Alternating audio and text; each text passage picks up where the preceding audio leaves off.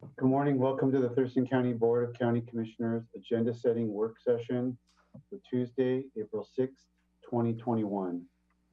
9:01 a.m. My name is Ty Mentor, Chair of the Board. Vice Chair Commissioner Gary Edwards is present. County Manager Mira Chavez and various members of staff related to agenda items this morning. The public can follow along on our Thurston County YouTube channel or join by conference call through the line 360-252-9020. PIN is 1234. We're here for a scheduled 3 hours to cover agendas and various other miscellaneous items. Start today with COVID-19 update. Item 1, and I see Director of Public Health, Shelley Slaughter. Good morning, Commissioners. I'm here at our South Puget Sound Community College Mass drive-through site today, and it is day 426 of Thurston County's COVID-19 emergency response.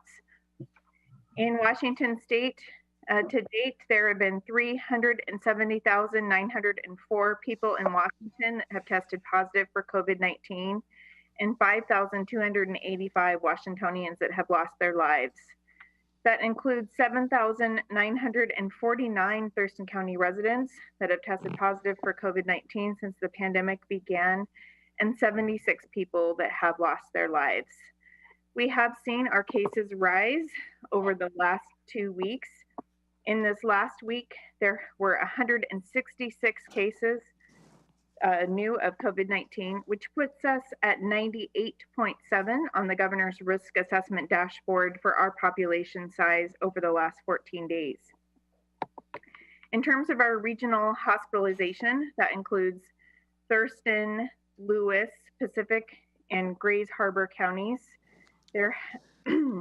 Our hospital capacity is 83.5% acute beds occupied, with 5.7% of those occupied by COVID patients and 13.4% of our regional ICU beds occupied by COVID-19 patients. So COVID continues to be a concern for us in Thurston County, and we ask that people please continue to take precautions such as wearing masks, washing hands, staying physically distant, and socializing responsibly. 462 people have been hospitalized to date in Thurston County alone, with one new hospitalization occurring in this last week. Our test positivity rate, which is an indicator of community transmission, has risen a bit. It's 3.1% test positivity rate. There have been 51 outbreaks in congregate care settings, with two in the last week that our staff are currently investigating. In terms of our vaccination rates, I have good news on that front. 134,237 doses have been administered in Thurston County. That's 30.44% of our adult population age 16 and over that has initiated their first dose of a COVID-19 vaccine series, and 19.4% that are fully vaccinated. So that is great news. This week, our Thurston County allocation is 8,240 first doses, 2,540 second doses, for a total of 10,780 doses allocated to all vaccine providers in Thurston County. Of that, 6,510 doses were allocated to Thurston County Public Health and Social Services. And we will be holding mass vaccination events here at South Puget Sound Community College daily for the next couple of weeks. We will also have some other clinics at Thurston County Fairgrounds coming soon, and we'll be sharing those clinics on our Thurston County website. We encourage people to visit our Thurston County Public Health website for links to upcoming appointments at our vaccine clinics, as well as at the Washington State Department of Health vaccine locator. We also can provide telephone assistance for anyone who needs help in accessing or registering for an appointment at our Thurston County Public Health Office, 360-867-2333. 2610. And with that, I do want to share also important news for the public. Starting next week on April 15th, all people will be eligible, all people who live and work in Washington State will be eligible for a vaccine. We will be increasing our efforts in our clinics. We greatly need additional volunteers to support these clinics. We will be requesting additional support from the National Guard and other staffing support in order to meet the needs. We do ask that people continue to be patient, as we will have many people eligible all at once, and our vaccine supply is still limited, but it is increasing. We expect it to increase. We will have enough vaccine for everyone who is eligible by summer is our estimation. We also are continuing to hold pop-up and mobile clinics for special populations, and upcoming this next week, we will be holding vaccination events serving those that are houseless, as well as those who are in correctional facilities, including the Thurston County Jail.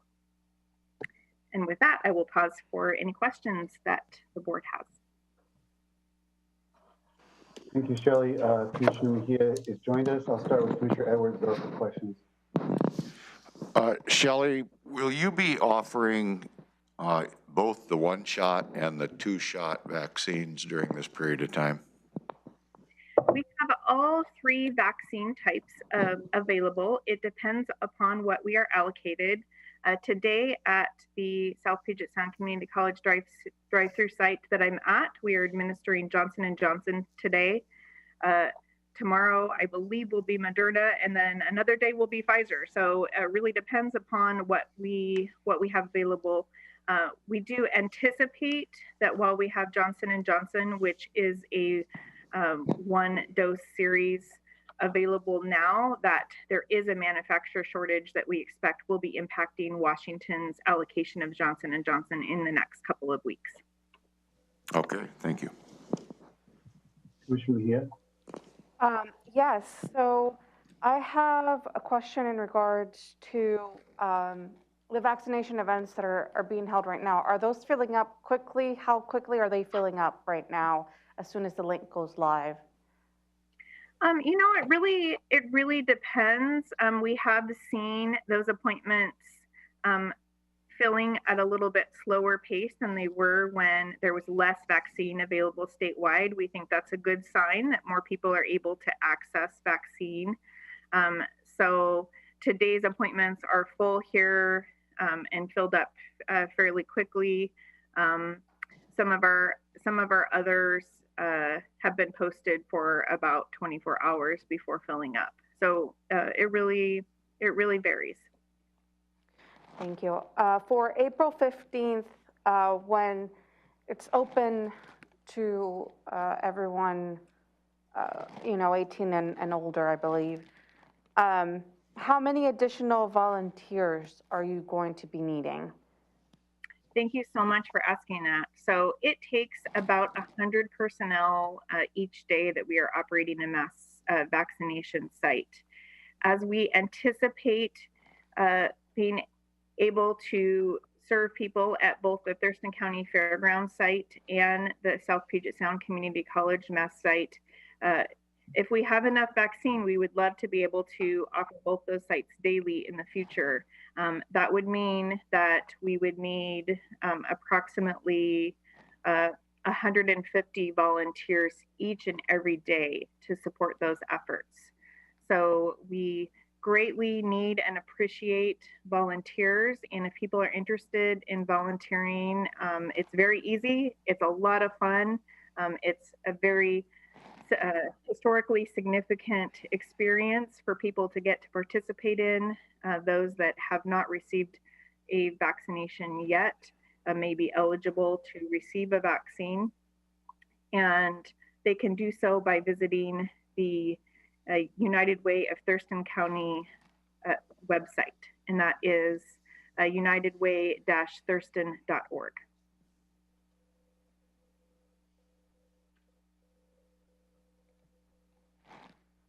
Thank you. Ramiro, go ahead. related to volunteers. I've been working with Shelley, and I'm going to be sending an email to elected officers and department directors to ask their county employees to volunteer for those clinics. Also, I'm going to be reaching out to the cities. Hopefully, I can send the same email to the city managers so they can also encourage city employees to participate and volunteer on all those clinics. As Shelley stated, that's going to be probably, I believe, after April 15, a surge, and I would spend probably for at least 8 weeks. They will need a lot of volunteers. Particularly, we're going to be having to host 2 mass vaccination sites at the South Puget Sound Community College, as well as the fairgrounds. So help is needed, and help us to go through what I call the big wave in the next 8 weeks after April 15th. And hopefully we can get to a point after that whomever needs, wants a vaccine can get it. So we're working and see if we can build enough capacity to meet the volunteer needs on those clinics. Okay, thank you. Most of my questions were covered by everybody else, but I guess the one thing that's still a question for me is the communication we were getting about supply. Like is that, you know, like only knowing a week in advance or knowing 3 weeks in advance? Like, has that loosened up to where you can kind of project a little further down the future how many doses we're going to have, or is that still sort of a problem in terms of scheduling, you know, vaccination sites and whatnot?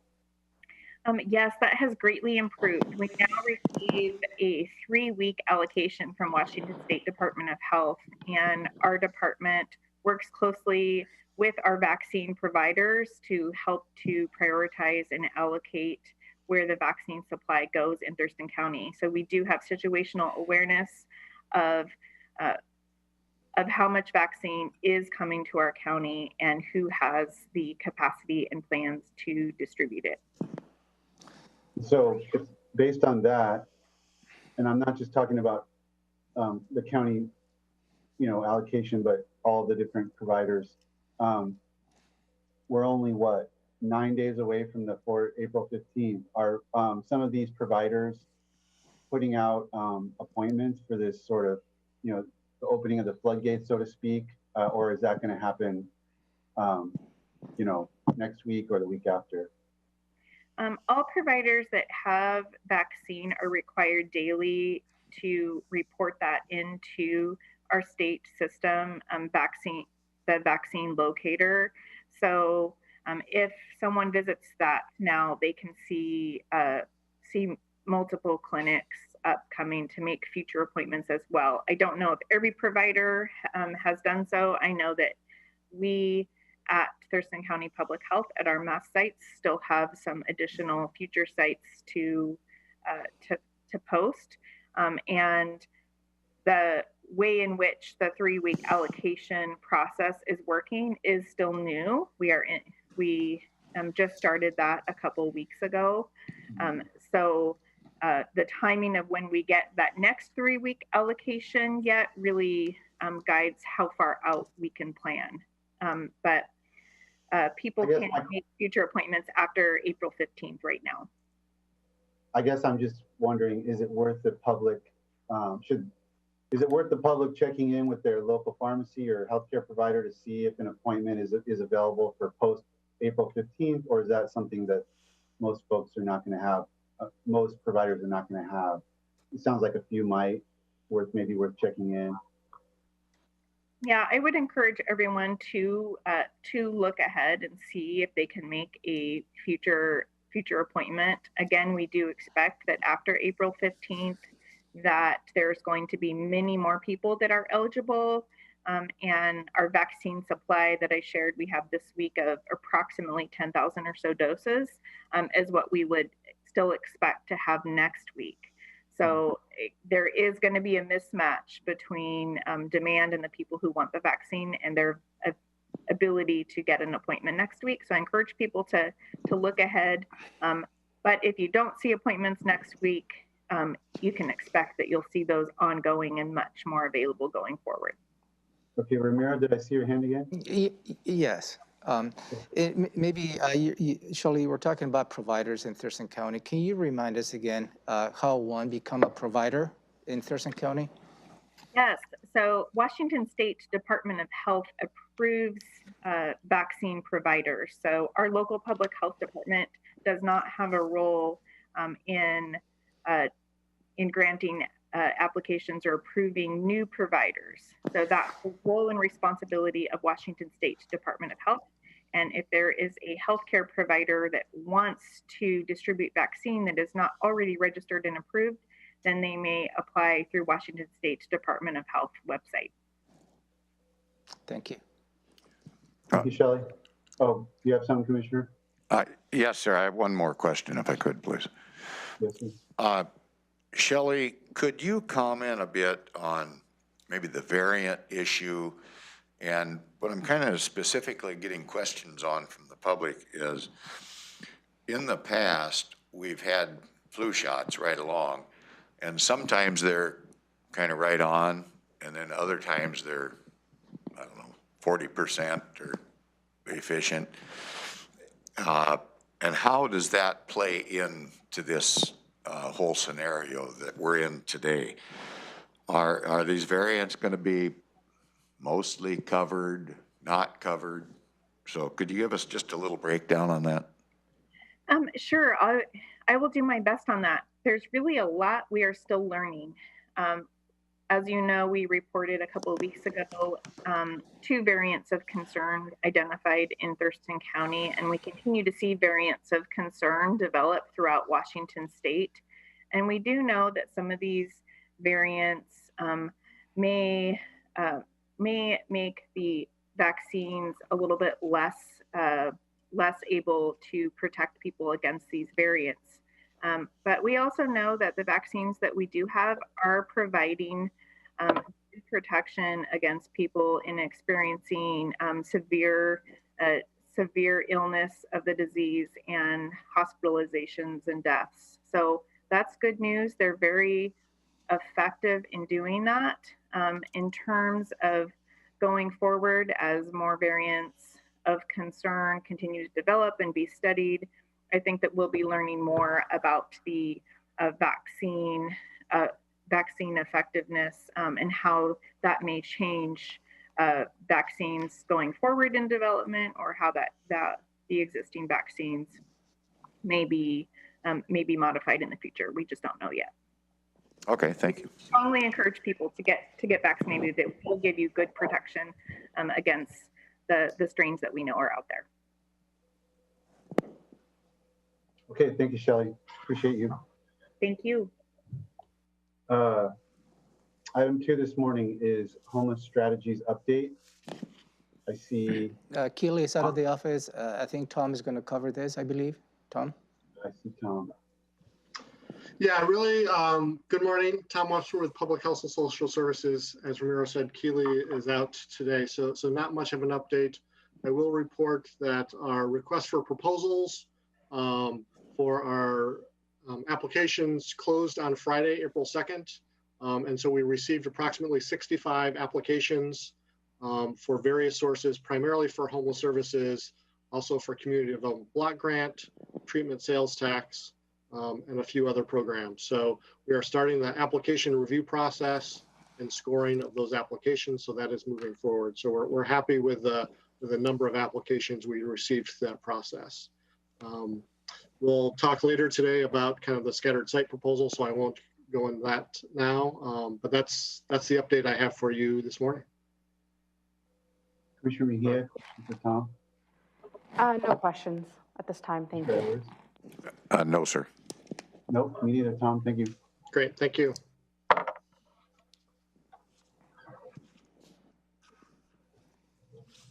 Okay, that brings us to item 3, which is a review of this afternoon's board meeting agenda. Hopefully everybody's got it in front of them. 2 p.m., the meeting will be called to order. Pledge of Allegiance will be led by Vice Chair Edwards. We will consider the proposed agenda and board meeting minutes from March 23rd. We'll have a presentation from Public Works. which will involve introduction of new public works employees with our county engineer, Scott Lindblom, and Yeah, Ramiro, is there- you will hear from Scott Lindblom. I think he's out of the office, but you will hear from leader in Public Works, introducing employees on the many different departments within the office of the county engineer. And this is a great opportunity for you to meet new employees and also give you the opportunity to formally welcome those employees to this great place to work that is Thurston County. Okay. Opportunity for the public to address the board will follow that. Yeah, I don't have any particular heads up or any potential public testimony, but so I don't know at this point. Okay. Anything on any of that, commissioners? No, sir. Then we'll move to the county manager update. Yes, this afternoon I'd like to take the time to inform the public of the joint meeting the Board of County Commissioners will have with the Lacey City Council. And that is scheduled for this Thursday, April 8th, 2021, from 4 to 6 in the afternoon. I will walk you through some of the agenda items that are going to be discussed. This is going to be already posted for public review. And also the public will be able to join via Zoom meeting, and it will not be public testimony. This is a work session. And the city of Lacey is going to be the one who's going to be managing the live stream. Also, I will be providing information as to how anybody can join via telephone as well. So that will be part of my report this afternoon.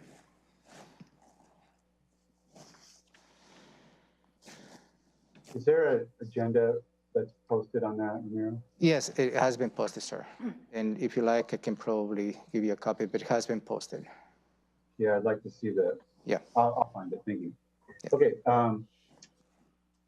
So then we have consent agenda. There are items, 5 items, 3A through 3E. 3A is transfer of ownership of K9 Arlo to K9 Arlo's handler. Yeah, thank you, Commissioners. As you are well aware, K9 Arlo was injured during a duty call. And as a result of that, he went under surgery. And unfortunately, he will not be able to come back to duty. So the normal process is that the K9 Arlo will be transfer ownership to the sheriff deputy who was the handler for the K9 Arlo. So this particular item is for you to consider exercising your legislative authority to change ownership to the sheriff deputy who was K9 Arlo's handler. Any questions? Questions about that item? No, sir. No, sir. Well, one question. How is K9 Arlo doing? I think he's recovering. I think it's going to be a slow recovery. He went a couple surgeries, so I think it's going to take a little time, but eventually he will be back to normal. That's what my understanding is. Thank you. Okay. Item 3B is a Commissioner's Office resolution establishing senior management analyst position. Yeah, you reviewed this item as well last week, Commissioners, and this particular position is a temporary position to help us manage all the federal and state grants that may be coming to the county. It is expected it's going to be close to $100 million that kind of will be received from so many different sources. And this is a financial help that we need just to make sure that we cross all the T's and dot all the I's related to this additional funding. This position is going to be assigned to the assistant county manager, but this position is going to be working across the county to provide that support. You asked last week to be a little more specific, and we added on your action that this position will end on December 31st, 2024. And that is when the federal funding, the American Rescue Plan funding, the county will be receiving. That's the deadline as to when we need to spend. So we align this temporary position to the deadline as to when we need to spend all the federal money. Any questions? Yeah, you had a question. Yes, I have questions. and more of it is in regards to the structure, because I thought Auditor Hall's office was managing the grant with the CARES Act fund. So why is this position not going under the auditor and instead going into Robin? Are we splitting the two offices and they're both going to be handling the grants? How is this going to work out? I'm not necessarily in agreement with the statement that the auditor's office is managing the grants. The auditor's office has a grant manager, and he is helping us to go through this process.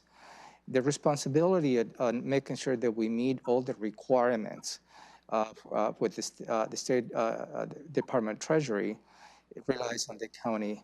In this position, just not necessarily, with all the respect, I don't want to go through a discussion as to where structurally this position belongs to.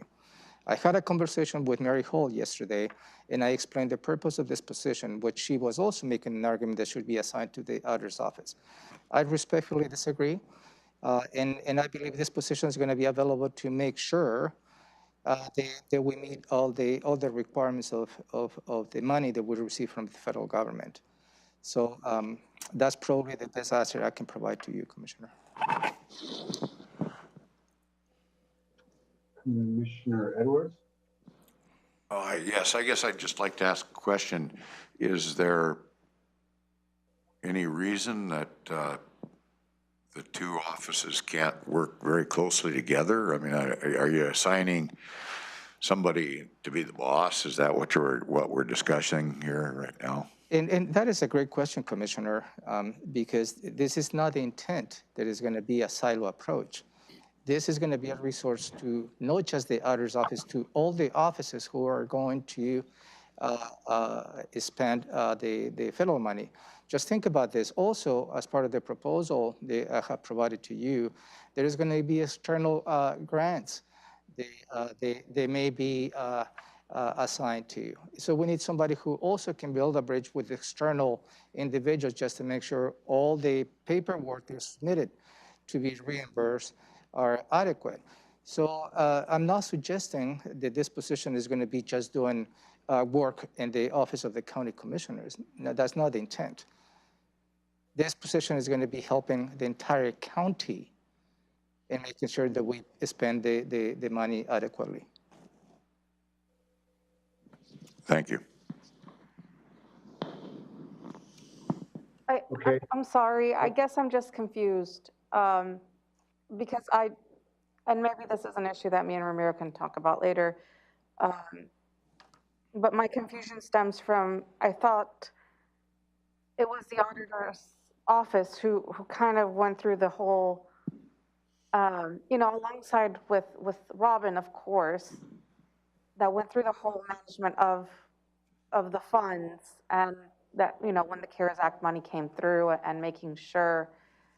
I guess my concern stems from, I don't want kind of like two offices, doing that same work and having things fall between the cracks because there's no communication.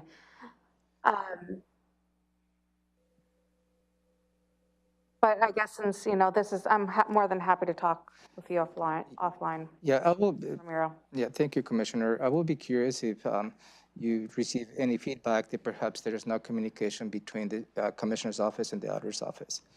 And how we managed the CARES money, it was a team of many financial individuals from all the many different offices and departments to help us to go through, including the internal auditor and many other financial individuals, and again, from across the county. This is another resource to that team because we have additional money coming in. So if you receive any feedback from the auditor's office that perhaps we're not communicating with the office, I would love to hear that.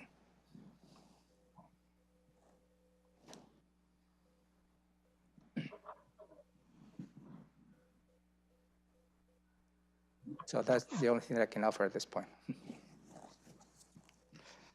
Do we have a need to have this on today's agenda? Is there a time issue that we're grappling with? You can delay this item as you deem appropriate. If you like to delay, let me know what else, what additional information you'd like to have. Can this be delayed until next week until I've had a conversation?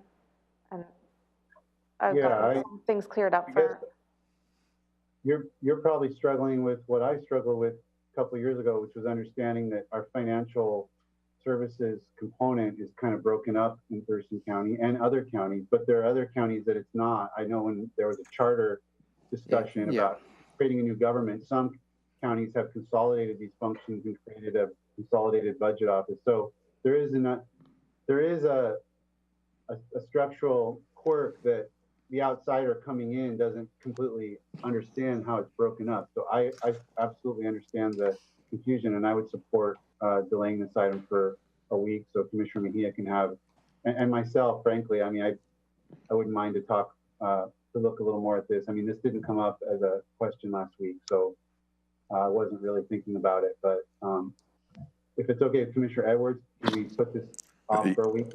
That sounds good to me. Okay, so we'll move this item to next week. Thank you.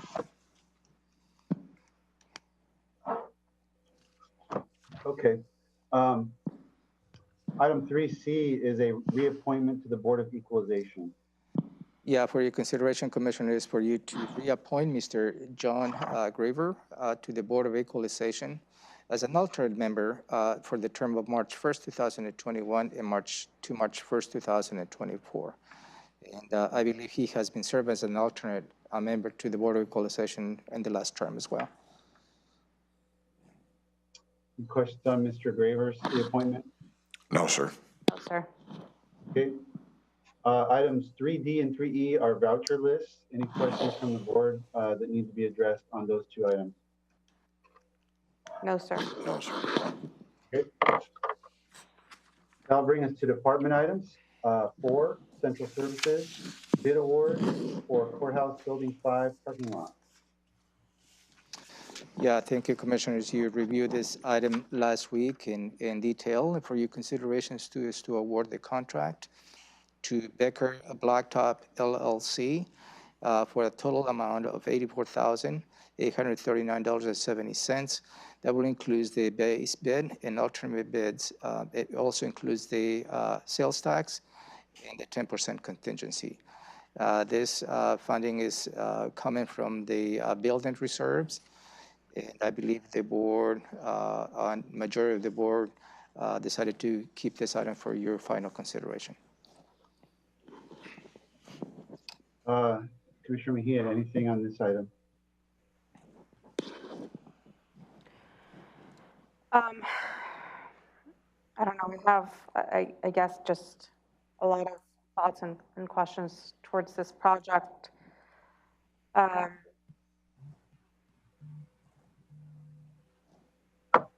You know, I'm just trying, you know, to understand, I guess, how it fits on with, you know, what we're trying to do and space needs.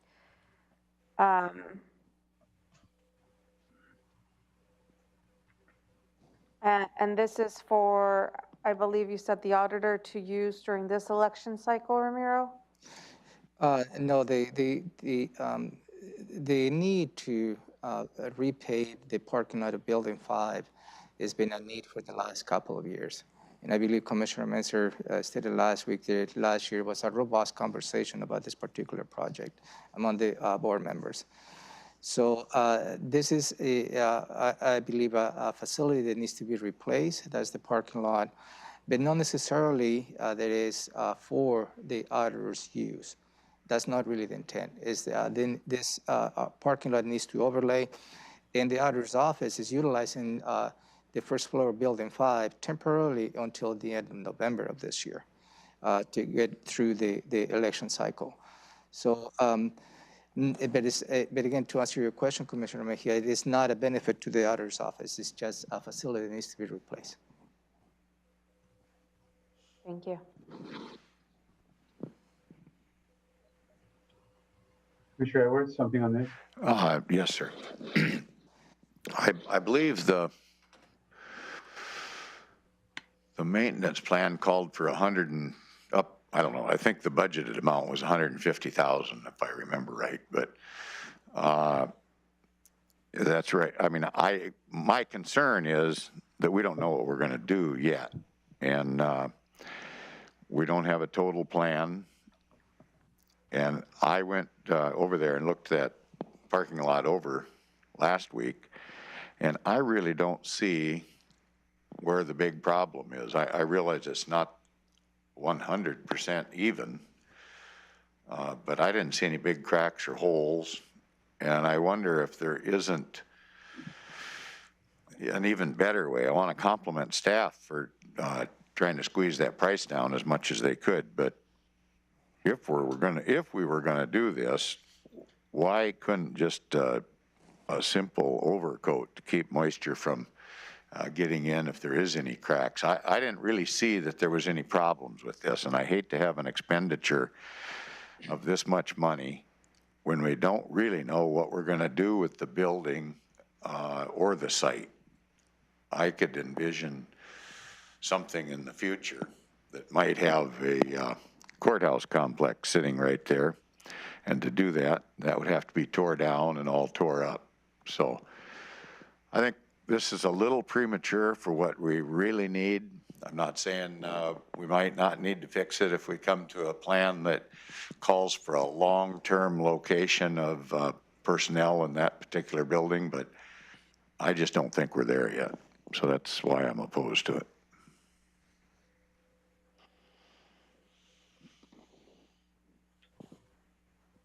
Okay.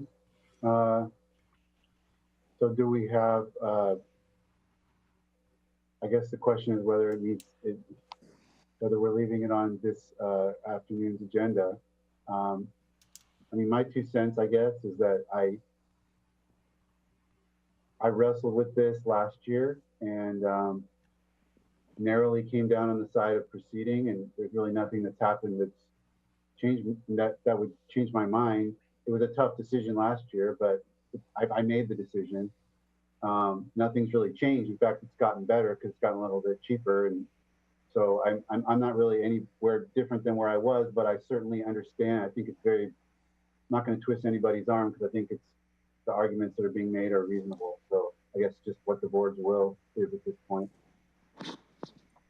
I guess could I see staff is available. Could maybe we hear from staff and see if there would be any downside to putting this off for a period of time until we have further discussions?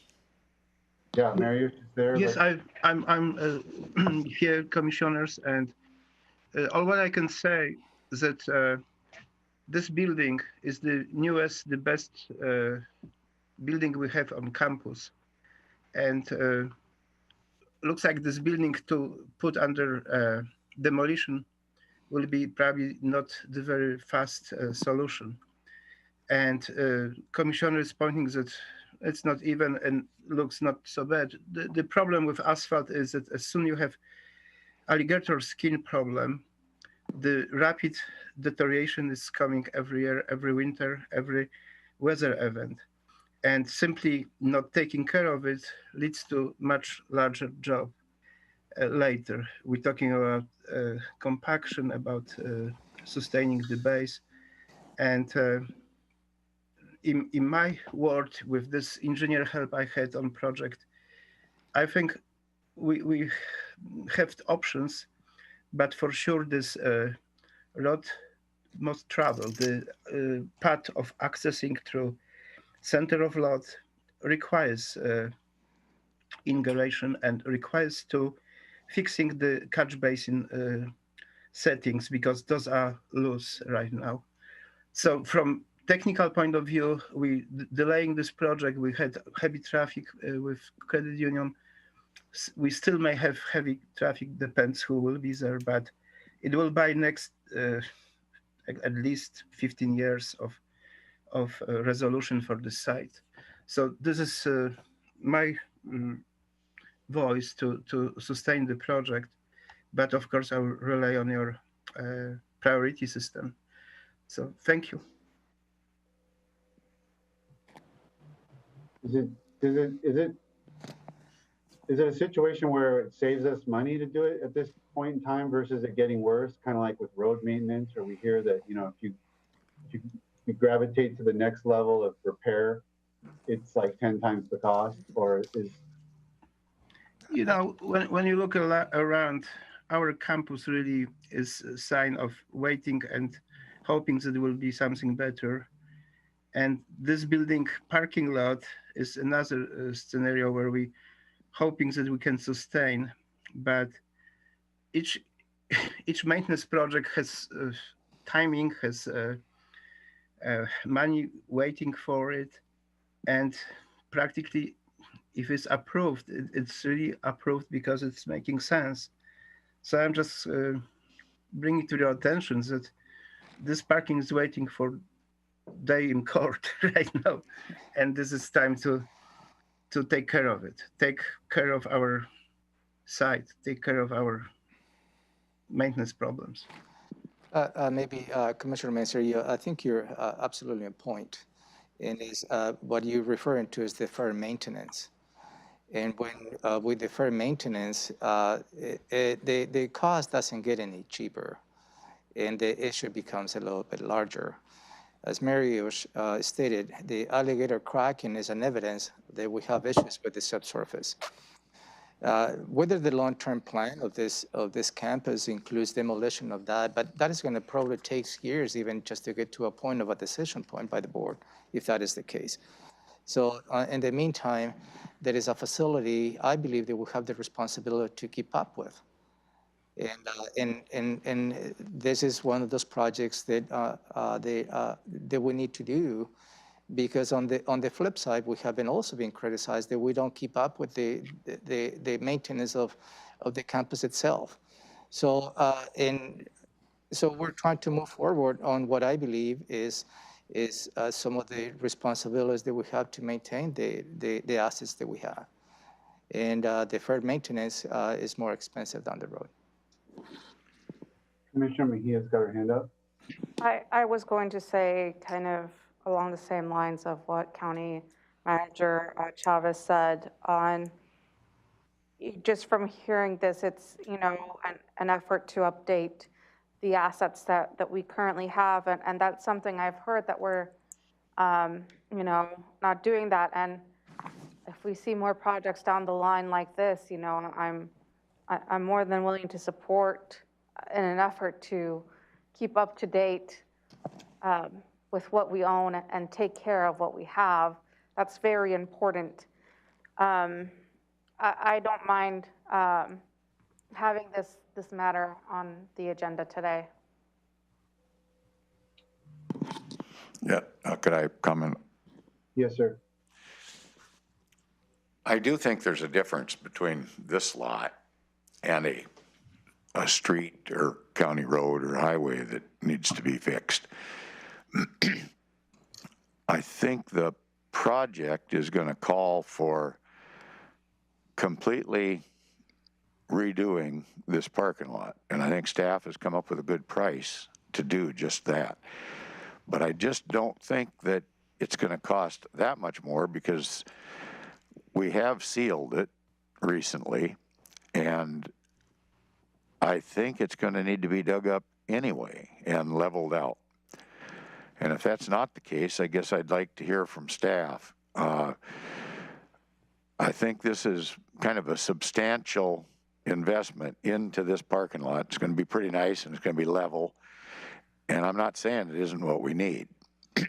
I just wonder if it did continue to deteriorate, which I went over and looked at it the other day, and it looks like the ceiling is, the sealant that was put on it is still adhering. I didn't see any potholes or major disruption.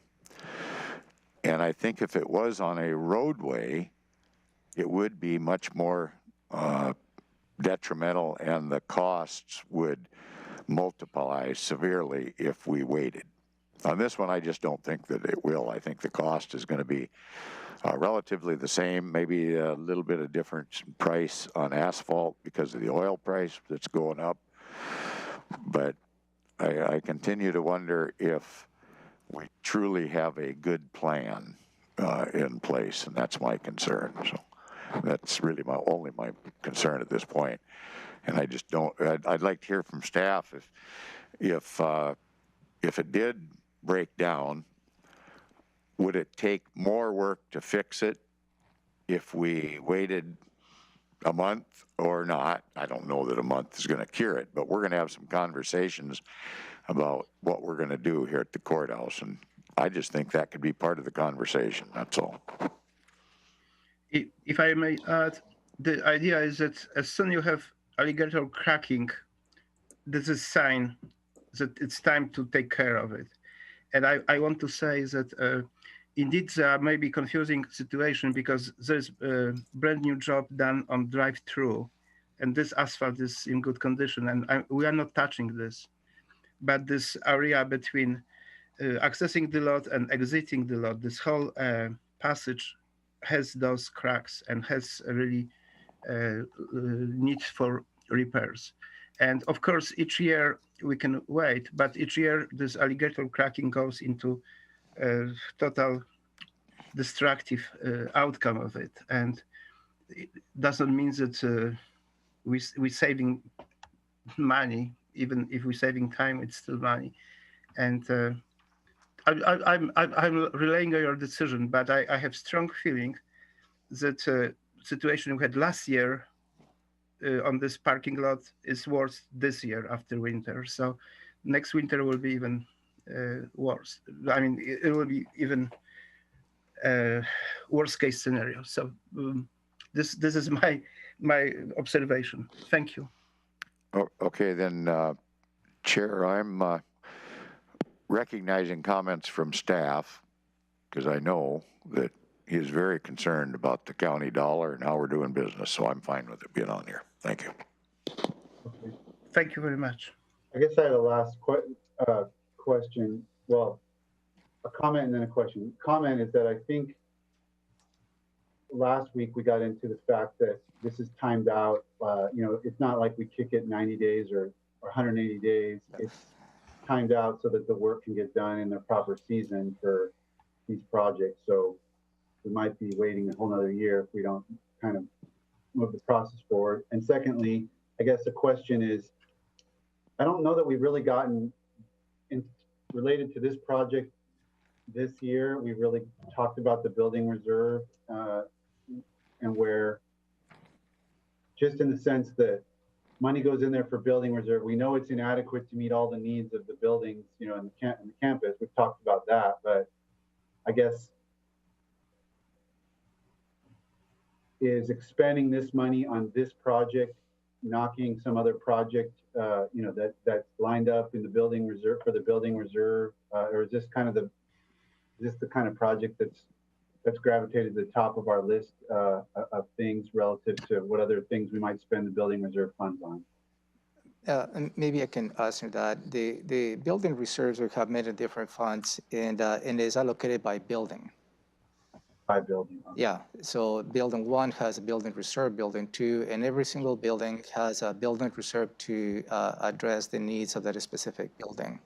So when we go through that process, we don't have an overall priority among all the buildings. It's just by a building that we need to address, and that's how we collect the money for indirect cost. Yeah. Okay, I'm good. Anything else from the board? No, sir. No, sir. Okay. Thank you, Mariusz. Thank you very much. Good information. Item 5 is Community Planning and Economic Development, official docket of comprehensive plan amendments for 2020, 2021. Yeah, thank you, Commissioners. You reviewed this item on a couple of occasions. Just a matter of background for the public's perspective, on April 28, 2020, the Board of County Commissioners adopted the official dockets, the biennium for 2020, 2021, which includes both the comprehensive plan docket as well as the development code docket. And in the middle of the biennium, there is an opportunity to update the docket.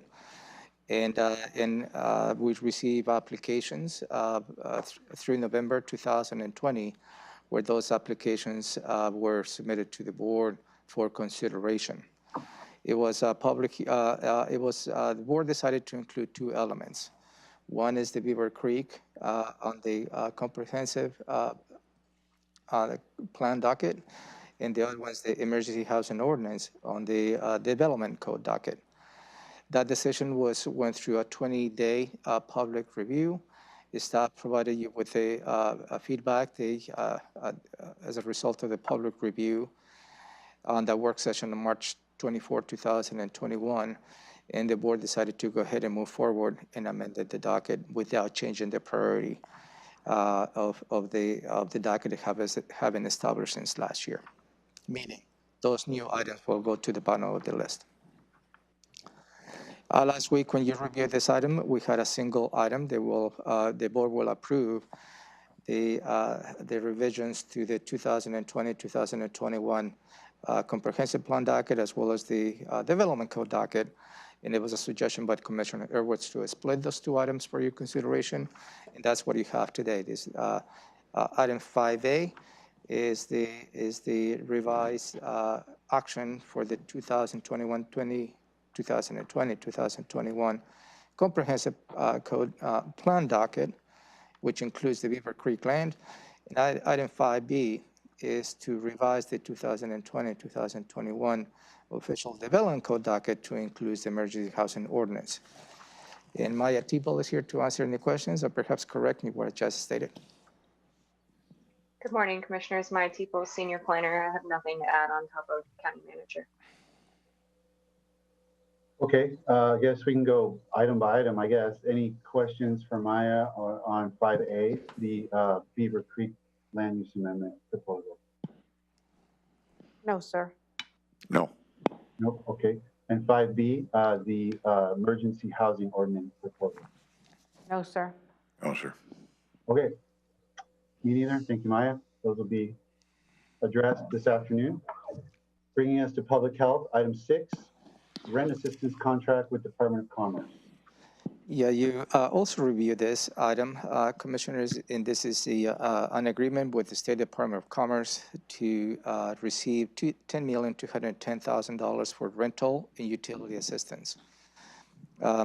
Last week, you had a conversation. I know it was a little bit confusing because the board took an action to include rental assistance as well as utility assistance with the Community Action Council. That was the contract that included this money. That action was taken, and this is just to approve the agreement to receive the money from the State Department of Commerce. And also, Tom provided an update that perhaps the funding needs to be spent now through September 30, 2022, as opposed to September 30, 2021, as we once thought it was going to. So it gives us a little more flexibility. Tom, would you like to add anything else on this? Good morning, Commissioners. Again, Tom Webster, Public Health and Social Services. So yeah, and just to kind of reiterate what Ramiro was saying, the previous, we've received two kind of pots of money under this Treasury Rental Assistance Program. One was a direct allocation from the Department of Treasury, which we have contracted with Community Action Council, and that those funds are moving forward. This is a second pot that the Department of Commerce received from the Department of Treasury that they're passing on to us. So we will, this money comes directly from Commerce Department, and we will be contracting these also with Community Action Council, as well as Department of Commerce is requiring that at least 10% of the households served under these funds are youth or young adult households aged 18 to 24.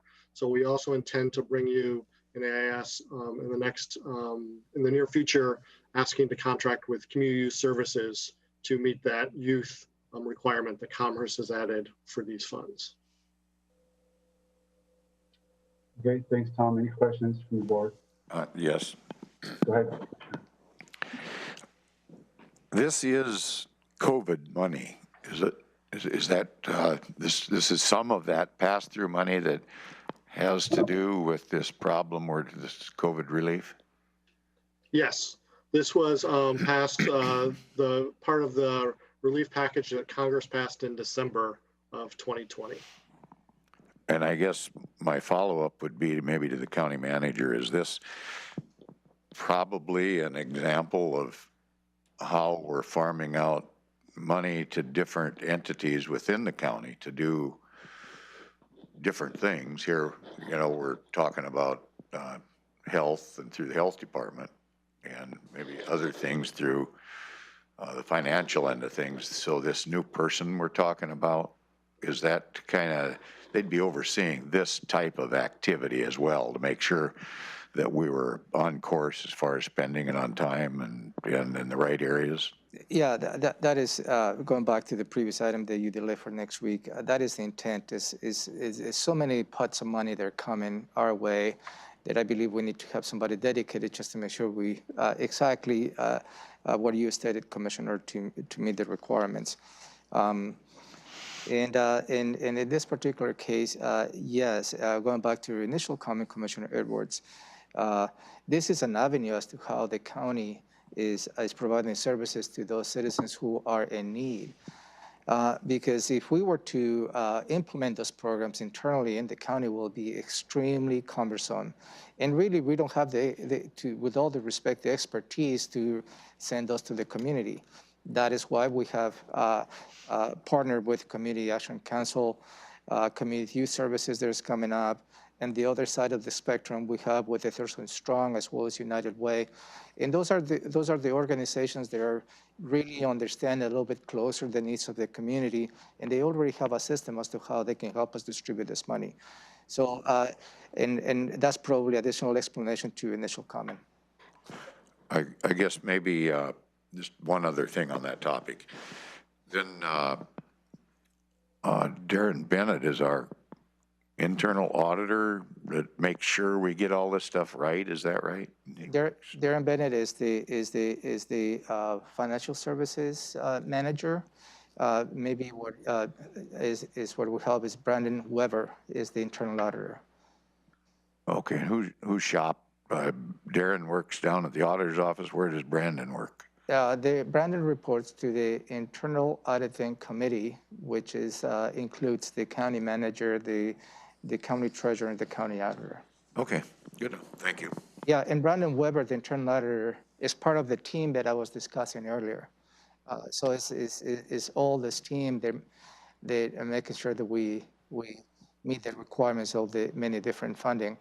And those requirements, as you stated today, for instance, the 10% goes to youth. And then 65% of that needs to be spent by a certain time.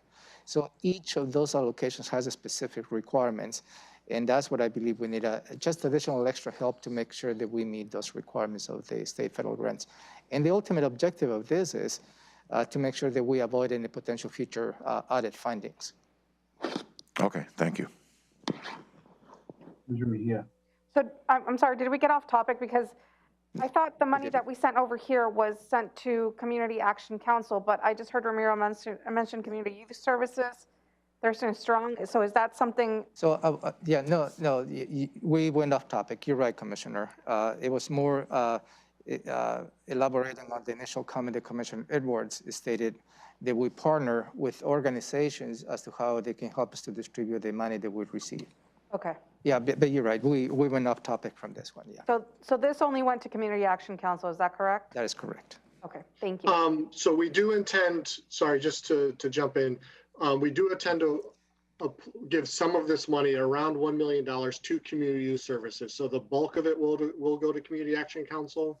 But to meet that commerce requirement of serving young adults, we will be providing a portion of it to community youth services is our intent. And we will bring that action to you in the coming weeks to approve that contract. And could you go into that commerce requirement a little bit more, Tom? What's that requirement? Yeah. So this was something Department of Commerce, going back last year under the ERAP program, which was the state eviction rent assistance program, Department of Commerce allocated a portion of those funds directly to agencies that serve young adults. And And so Community Youth Services last fall received an allocation from the Department of Commerce to support rent assistance activities for that specific population. Moving forward with these Treasury rental assistance programs, Commerce elected not to give allocations directly to those youth agencies. Rather, in giving them to the counties, they indicated that they were going to require that we provide 10%, or at least 10% of the households we serve are young adults, because they want to make sure that population is served. So this is a new requirement. It's specific, it's coming from Commerce. It is not under the Department of Treasury requirements for these funds, but this was an additional requirement from the Department of Commerce that was added to this contract. Thank you.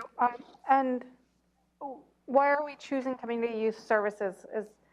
Is there a reason for that and not any other partner? The primary reason is this fall, because they did receive that direct allocation from the Commerce, and so they've already had this program stood up. They've got the staff, they've got the infrastructure in place. So it's easiest for them to take these funds and move forward. They've got because they were doing it in the fall.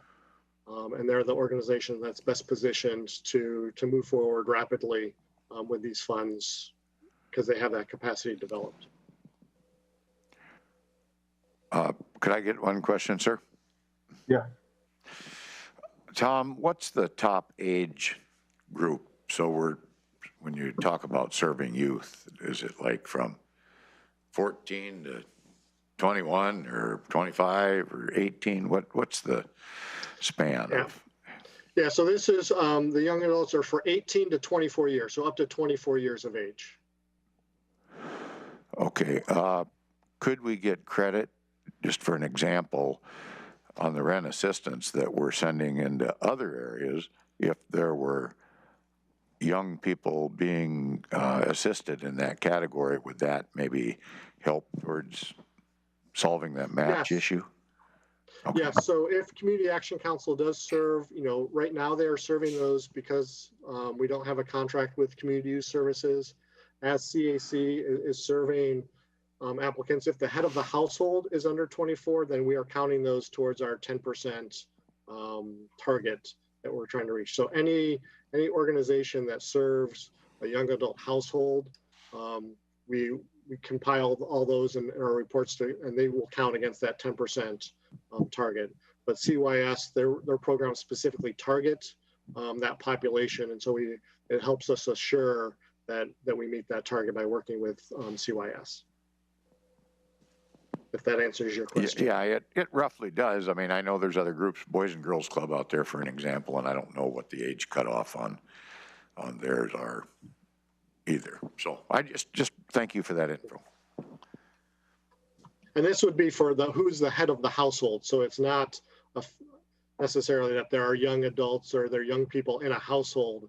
It's who's the head of household that is in that age range that has signed the lease. So that's who. It's not just. It's not for targeting families or other young folks who may be on a lease, but it's targeting those young adults who are the head of the household, who has signed the lease that we're looking to target. Okay, thank you. And also maybe, I know you clarified this in many occasions, but this rental assistance, those who qualify, whether it's under the youth criteria or otherwise, that doesn't have a direct payment to those individuals, go to the landlord. That is correct. Payment will be made to the landlord or to the utility provider, right, if utilities are paid.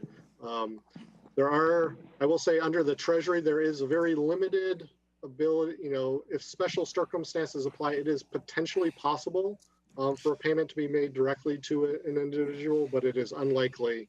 And 99% of the payments hopefully will be going directly to landlords or utility providers. Okay, let's move to 6B, Amendment to Regional Housing Council Interlocal Agreement. You also reviewed this item last week, commissioners, and back in September 1st, 2020, the Board of County Commissioners approved the interlocal agreement establishing the Regional Housing Council. At that point, we knew that we needed to have another instrument, another agreement to define the roles and responsibilities of how we're going to be distributing the $1,406. After the attorneys had the opportunity to review this, another agreement didn't make sense, so they suggested that perhaps we needed to amend the current agreement to address this $1,406. So the current agreement proposed amendment, it really describes how the $1,406 will be distributed. And it states all the regional housing council jurisdictions were to pool the $1,406 for a regional project to use these funds.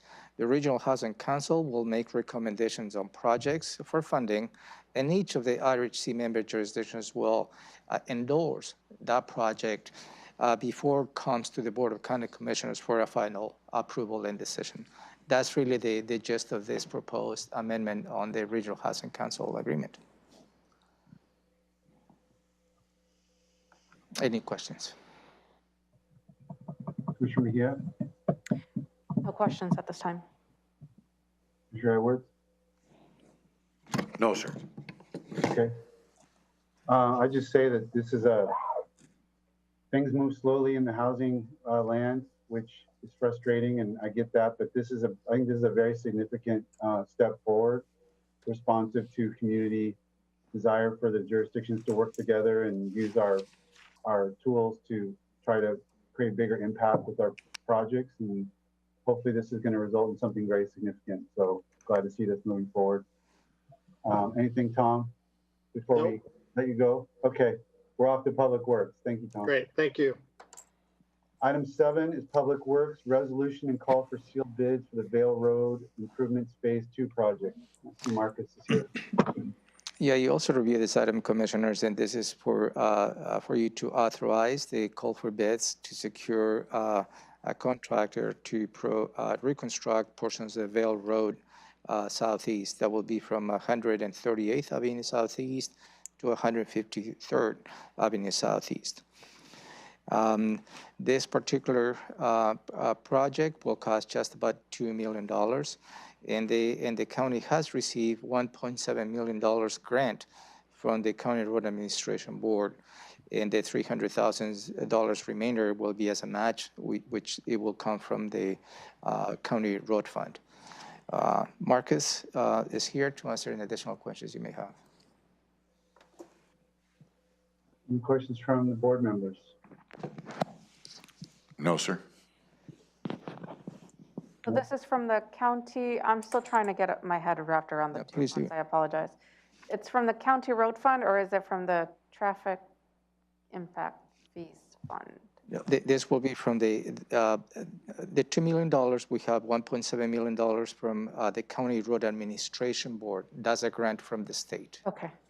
And the $300,000 that I mentioned to you as a match comes from the County Road Fund, Okay. not from the traffic impact fees. Okay. Thank you. Marcus, Jesse, we good? I think the only thing I would add, and like Ramiro already mentioned, our county manager already mentioned, the county road funds to get the 1.7 million grant. And this specific project will be connecting to other projects previously done along Vale Road. So this is the phase 2. It's going to be connecting to the phase 1 plan, and then also some intersection work at 148th Avenue. Okay. Thank you. Thank you. This will be on for today. Item 8 is just standing items to report for work sessions and reviewing our combined schedule. We'll adjourn and let's move. We're a little behind, I would say. So let's move quickly to next week's agenda. April 13th, 2 p.m., calling the meeting to order. Pledge of Allegiance to be led by Vice Chair Edwards. Agenda and board meeting minutes to be considered. We've got several presentations lined up, 4 in fact, and the first 2 are Public Works, the first one being Highway Safety Improvement Project Completion. Yeah, this is a presentation Public Works will provide to the board related to the Highway Safety Improvement Program they have completed. And this is aligned to the overall Washington State Target 0 program. Staff will walk you through what would they have accomplished on the specific roadways. It's going to be a short presentation, but I think is worth not just for the board members to see the improvement, to understand what the improvements are, but also for the public to see some of the safety improvements that we have done in the last year. I believe Matt Alseman is here. If you have any particular questions about this presentation. Any questions on this presentation?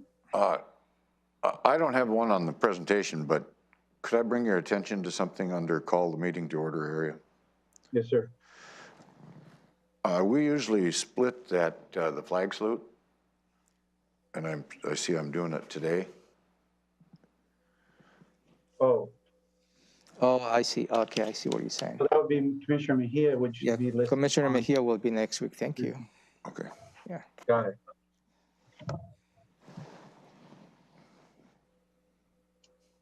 Okay, then let's go to the next one, which is introduction of new Public Works Solid Waste Manager. Yeah, the Director of Public Works will introduce the new Solid Waste Division Manager. That will be Mr. Jeff Bickford. And again, that will give you an opportunity to welcome Jeff. And this is a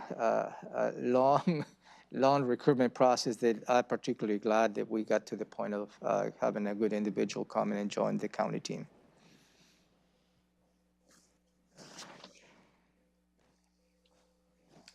Okay, anything on this from the board?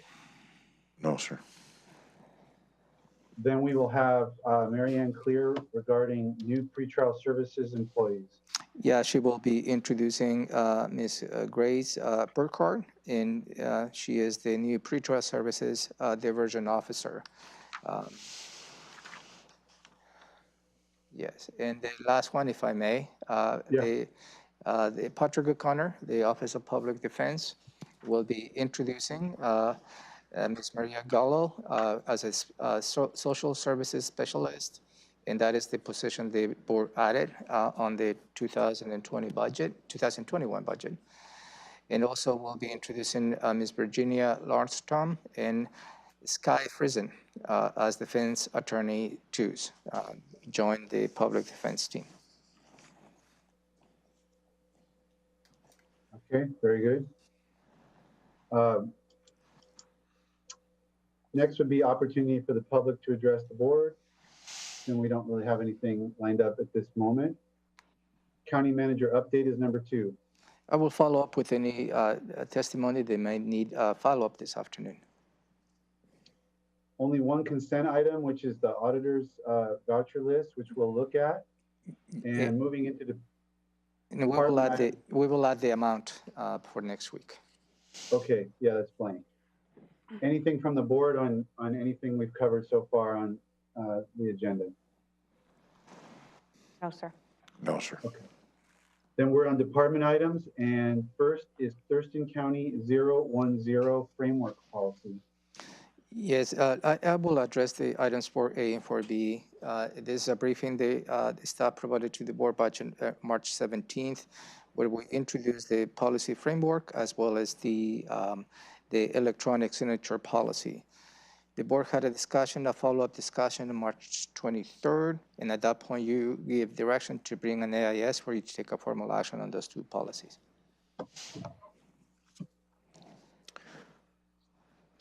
So those go together then, Ramiro? Well, we separated 4A and 4B because it's two different policies. It's the policy framework and the policy related to the electronic signature. Questions on this item? I do have a question. Okay, go ahead, Commissioner Edwards. To the county manager, I guess. Yes, sir. Could you give us just a little overview of Thurston County 010 framework policy? Yes, absolutely. Let me just pull the information.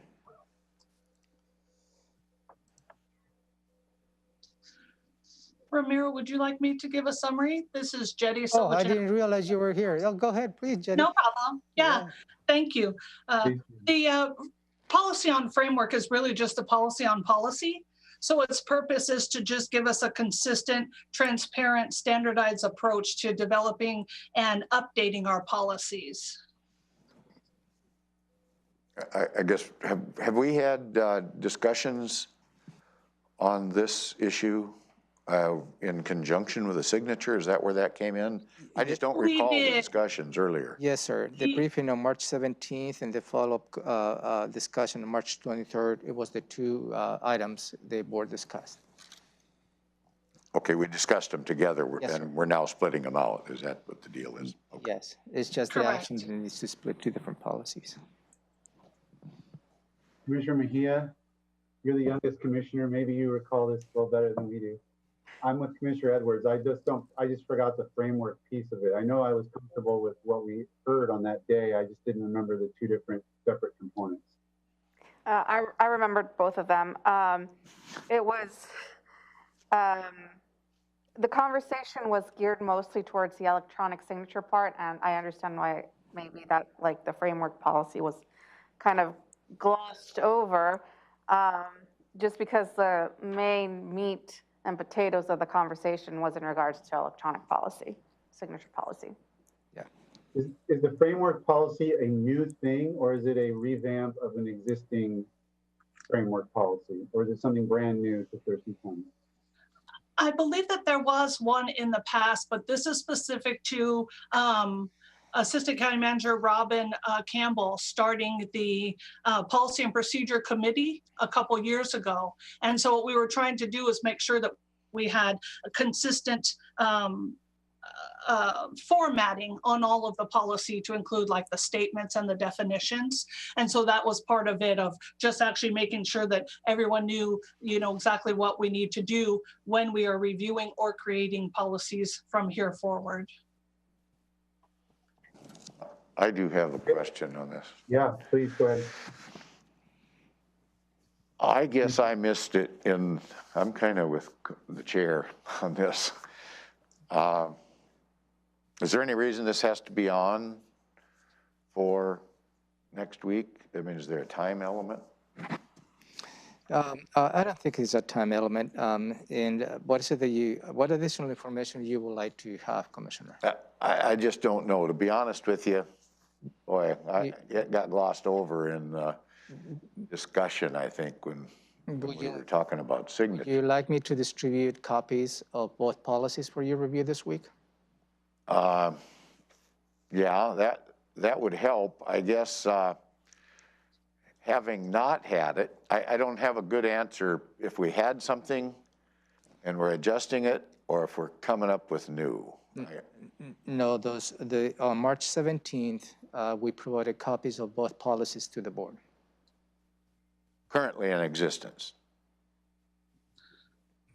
Is that what you did? I remember getting paperwork on this topic on the signature one.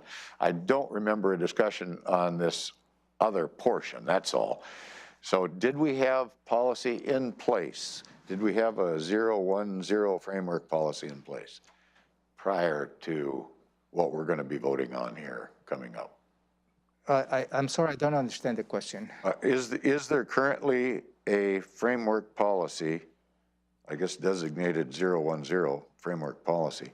Is that in place today? Do we have one in place? Or are we creating one on, and we're going to be doing that? Is that your question too, sir? From what That was the question I asked. Yeah, from what I understood from the conversation, this was basically something new. There was a way older one, but after that, it was kind of just went into the back burner and hasn't really even been looked at. So this is kind of establishing something new in terms of having an overall policy for framework of the policies for all the departments and elected offices to kind of follow. Kind of in a term of guidelines, and please correct me if I'm wrong, but that's just how I understood it, just guidelines for each of the departments to be able to set their own policies basically in place. Yeah, good recollection. I suggest that we just, this is the first review. I suggest we just keep it on and then we can look at it again next week. I'm pretty sure that once I eyeball it, I'll be right back. Yeah, just to make sure, I'll distribute copies of both policies today for the board members to review it. And again, when you review those items next week, if you like to delay them, absolutely, that's within your purview. Okay, let's do it that way then, I think. Okay, thank you. Okay, great. That takes us to item 5, Public Works. Amendment to the ILA between Thurston County and the Confederated Tribes of the Chehalis Reservation. Over the last couple of years, commissioners, I have been personally been bringing you up to date of the partnership they have been working to build a roundabout, the Highway 12 in Sargent Road.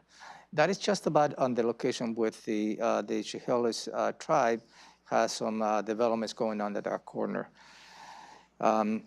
The partnership is moving forward, and this is the first element of the partnership where we're going to be amending the current agreement that we have with the Chehalis tribe, and the Chehalis tribe has agreed to contribute $800,000 towards this project.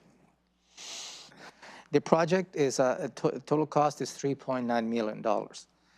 In addition, you will see an item coming to you maybe in a couple of weeks, where we have also secured from private developers $1.3 million to help us build this runabout.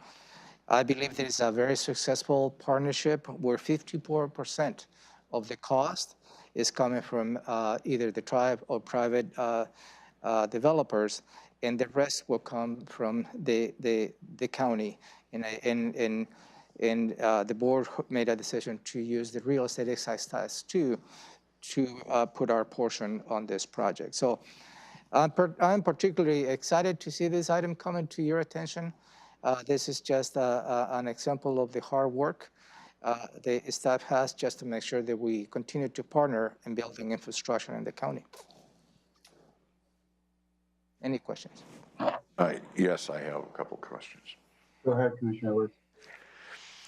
Okay, the total project's going to be 3.9, Yes, sir. and the tribe is going to contribute 800,000. Yep. Private developers in the area, it looks like, are doing 1.3. 1.3 million, yes.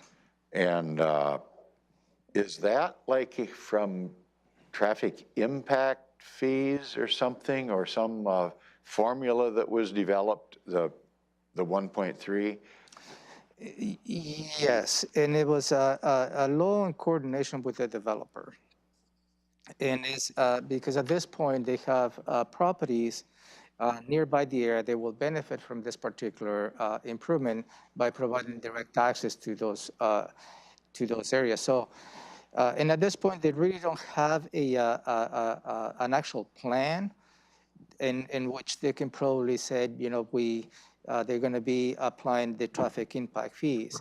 So we negotiated a contract in which they will upfront the money. And I believe the contract also includes, or the agreement, the draft agreement at this point, that when they actually put a proposal in place, then we're going to be assessing whether the $1.3 million is adequate or not.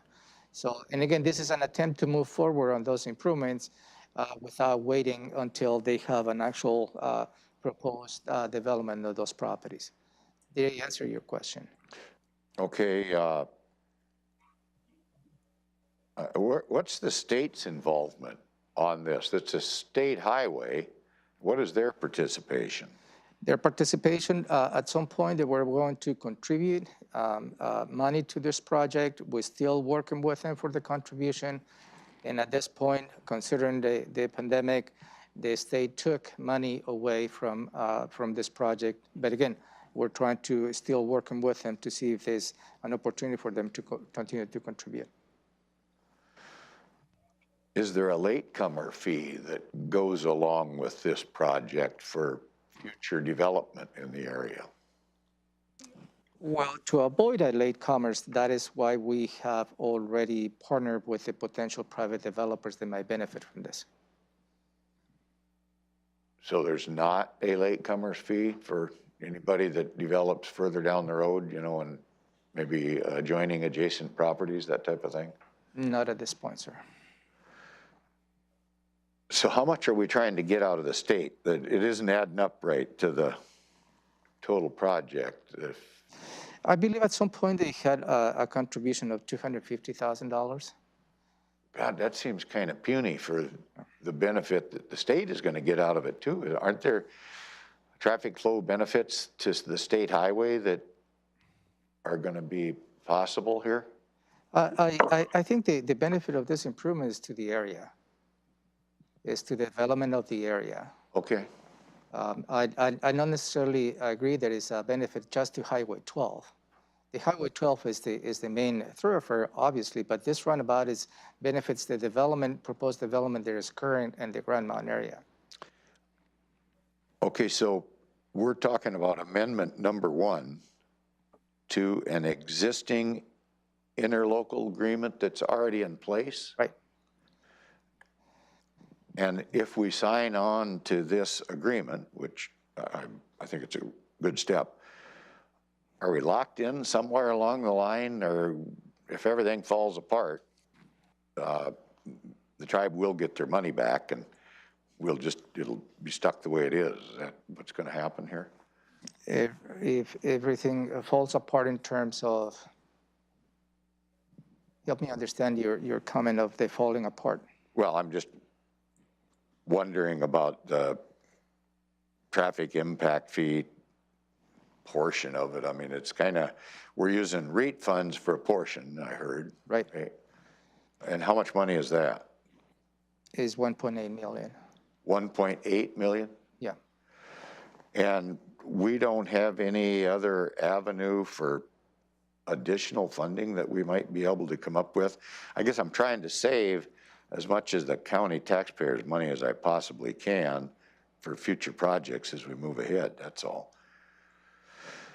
We got plenty of money in that refund, is that what I'm hearing? That's how you have already approved that, and I think okay. it was Okay. beyond the 1.8 what you allocated.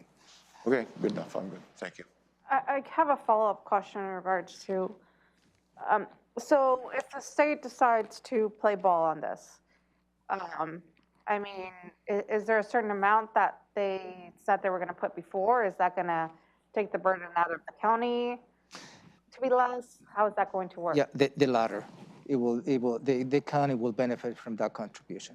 Okay. Yeah. Do we know how much?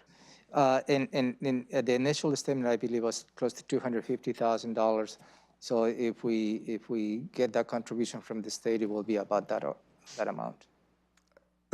Let me ask one other question. It's not necessarily connected to this, but I thought we saved the state a bunch of money on eliminating the necessity for a roundabout by blocking off one of the county roads over towards the casino. Isn't that right? Yeah, absolutely on point.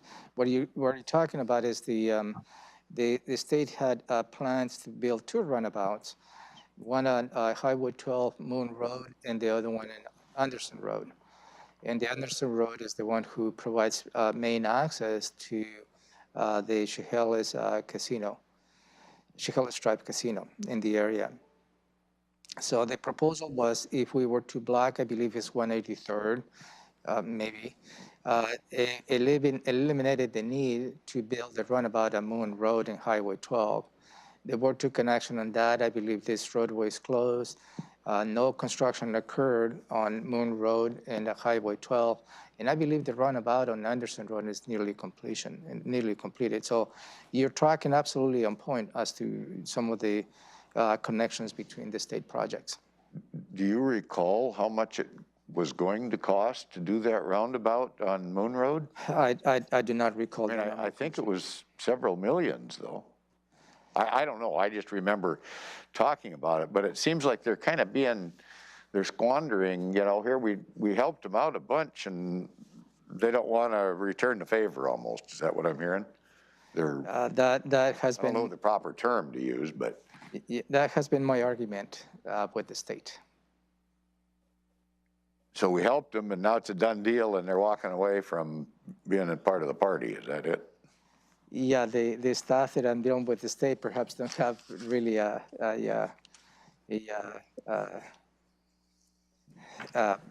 authority as to how they can, keep the money, or is mainly the legislatures that make some of those decisions in a way. So Is there a way we can write a letter, maybe? we have in the past, but certainly we can write another letter. Okay, well, I guess I would encourage, I guess we need to do the one down at Grand Mound, so I would certainly encourage them to honor the savings that we already created in one construction project, that's all. Okay, I'm good with it. It's not a done deal yet, it sounds like, anyway, so. Is it? What's the timeline for this project, Miro? We are planning to finalize the design and right-of-way acquisition this year, and right now it's slated for construction in 2022. So next year. Okay, I mean, just writing this down because I'm reporting it out to Grand Mound Chamber tomorrow. So, I really came with a good piece of information as a success item. Yeah. Here we go. Always wanting more, always want. I thought that we generated 54% coming from other sources to build this well-needed improvement in this area. And I hope that is a positive piece of information. I hope it all works. I guess I'm just trying to piece it all together in my head. Okay, I'm with you on wanting to do the right thing, that's all. You just bursted my bubble. Yeah, I don't know. I wanted 78% instead of 54%, so. Okay. okay, let's finish this agenda up and we'll take a recess. The standing items here are under 6, and then we have a public hearing at 3 p.m. Looks like we have 2 public hearings. Yeah, 2 public hearings. The first one is you will be receiving public testimony related to a proposal to put in front of the voters on the special election in August to redo the levy related to Medic 1.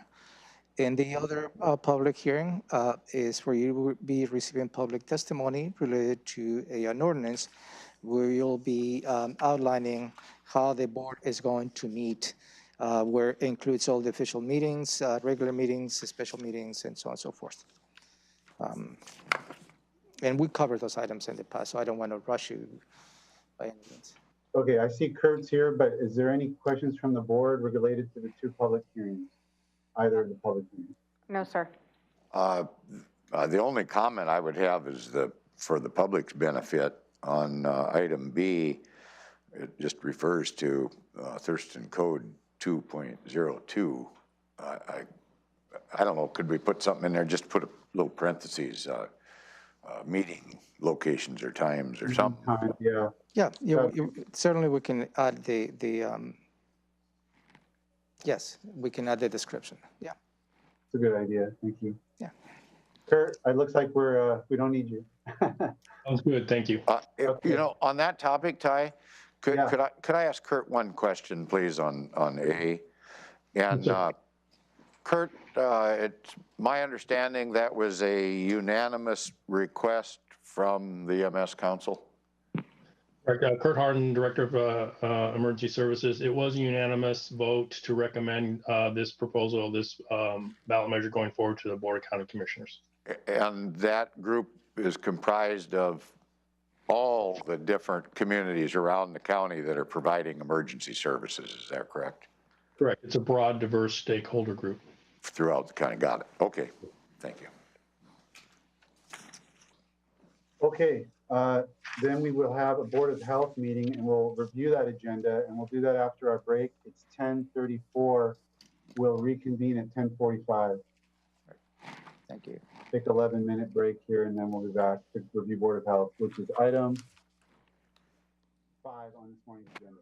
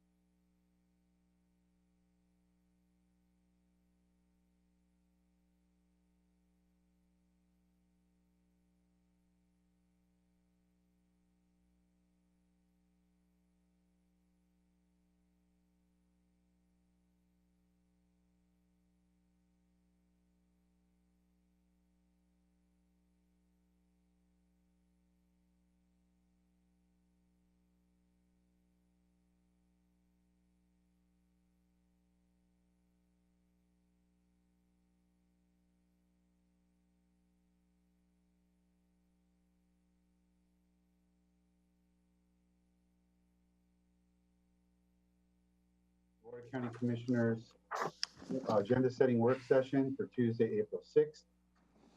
We left off at item 5, reviewing next week's Board of Health draft agenda. So we'll pick up there at 3:30, calling the meeting to order. We will consider approval of the agenda and meeting minutes from March 9th. We have a proclamation regarding Child Abuse Prevention Month. And I see Shelley's here. And I see a draft of the proclamation in our packet. Thank you so much, Mr. Chair. Shelley Slaughter, Director of Thurston County Public Health and Social Services and Administrator of the Board of Health. And for this item, the presenter will be Gretchen Toller, who is our maternal child health manager. And so Gretchen, could you please introduce this item? Sure. Thanks, Shelley. So I'm Gretchen Toller, Maternal Child Health and Nurse Family Partnership Manager. So happy to be here. Thank you, commissioners, for this proclamation. April is Child Abuse Prevention Month, and we know that in Thurston County, we were already seeing an increase in the amount of child abuse between the years of 2015 to 2019, pre-pandemic. And we know during the pandemic that our parents are more isolated than ever and often are experiencing a very high level of stress. So we want to bring awareness to this.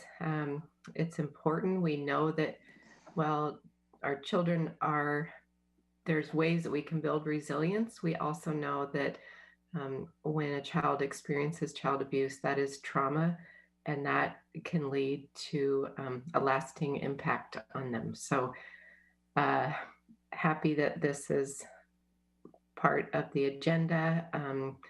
You may have all seen that there are pinwheels at the Capitol campus. We got pinwheels placed in front of Public Health and Social Services yesterday, so we're excited about that. And this Friday is Go Blue Day, which is an encouragement for us to all wear blue in recognition of child abuse prevention. You said Go Blue Day. The proclamation says Go to Blue Day. Is that a typo? Good question. Sorry, let me just peek at it real quick. While Gretchen's looking that up, I just also wanted to add that we will have to accept the proclamation.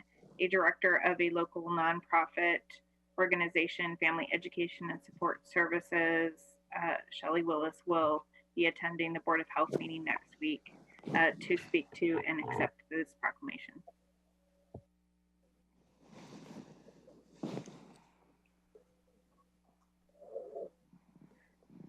I believe that it is a typo. Yeah, I saw a couple others, so I'll grab those. Okay. Thank you for catching that.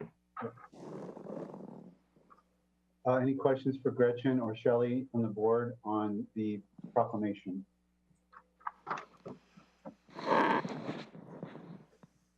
No, sir, but I'll be sure to wear blue on Saturday. Saturday? Is that what you said? Yeah, it's April 9th. Oh, is it Friday? Friday. Oh, okay. I'll wear blue on Friday then. And we've got a blue pinwheel right here. Not to be confused with Blue Friday. Okay, well, it looks like we're good on that. Thank you. Right. The public will have the opportunity to address the board, 4 minutes per citizen. And item 4 is an emergency ordinance proposal to extend pool permit expiration dates. Yes, thank you so much, Commissioner. And Sammy Berg, who is the manager for our Food and Environmental Services Program, which includes water recreation facilities permitting, is here to share more about this proposal with you. Good morning and welcome to Good morning. Again, my name is Sammy Berg with Thurston County Public Health and Social Services. So this is a proposal to normally pool permits expire every March 31st, and the new ones are required by April 1st.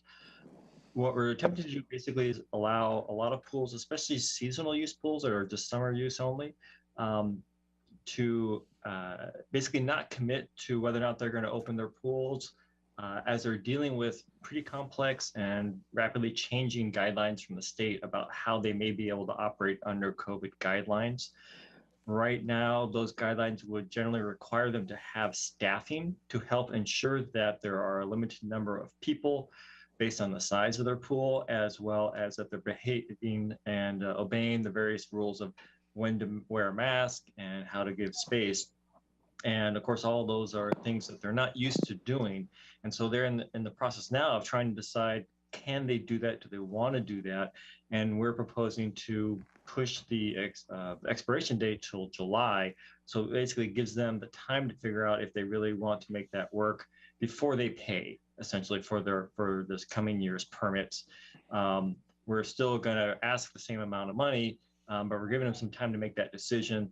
And for those who choose not to operate this summer due to those restrictions, then the ability to basically let us know that, and we will basically just suspend their permits so that they can then operate next year without having to have it actually be closed, and then to meet potentially new requirements because of having to kind of restart things. We're just kind of pausing their activity and not charging them this year if they choose not to operate.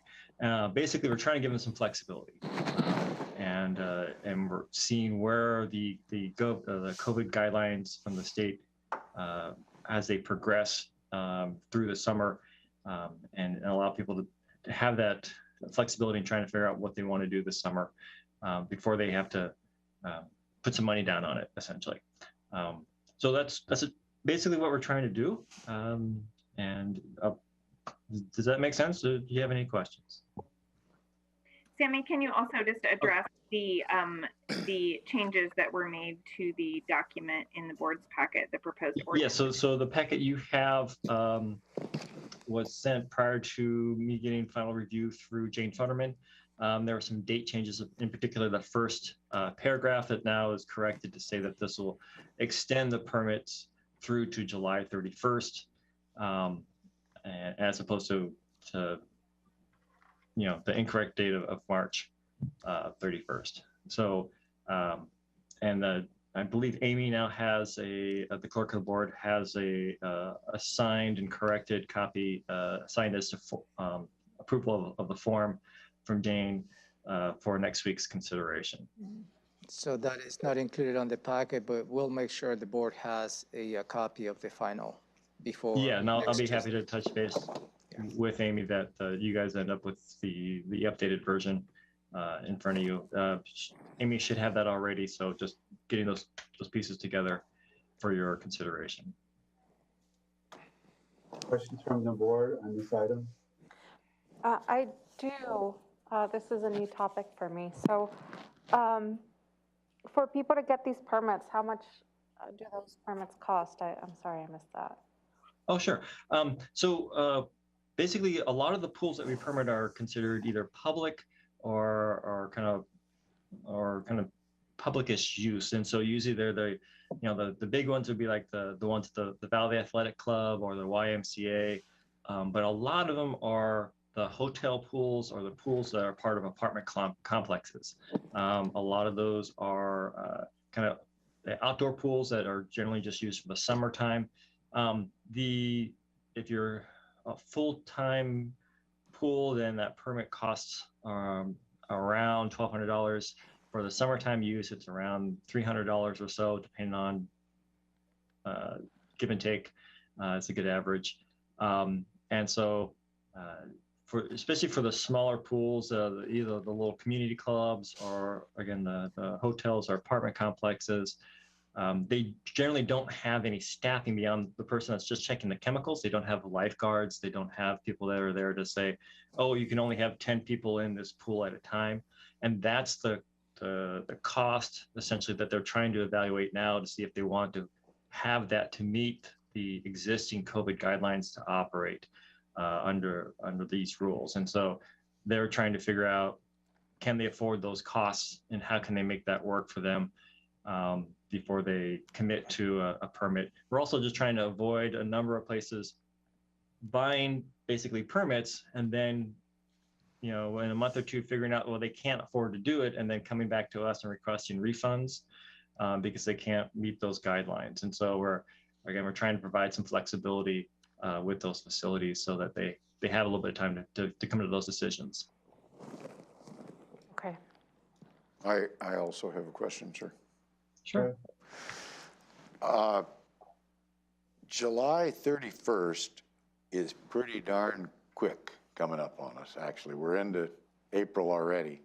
Mm-hmm. Was there a particular reason that you picked July 31st, say, instead of, I don't know, September 1st or something? Because I can just see this thing, we don't know what's coming yet. So was there a reason for that? What we anticipate will be the folks that are in the kind of the most kind of questioning position of, well, can we make this work or not, will be those facilities that are only summertime usage. So we wanted to give them some time to evaluate whether or not they can operate this summer. And usually that's Memorial Weekend to Labor Day weekend.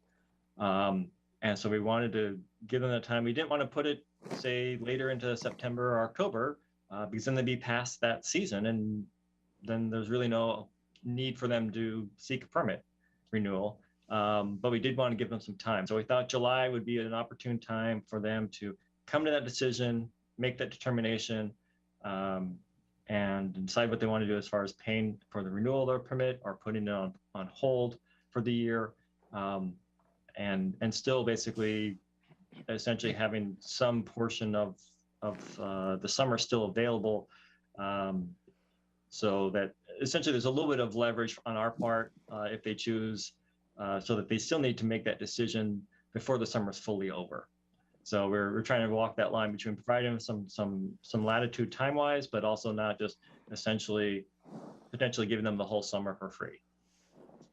Well, I guess my concern is that everything we're doing seems to end up costing people something. We've got quite a bit of money coming in.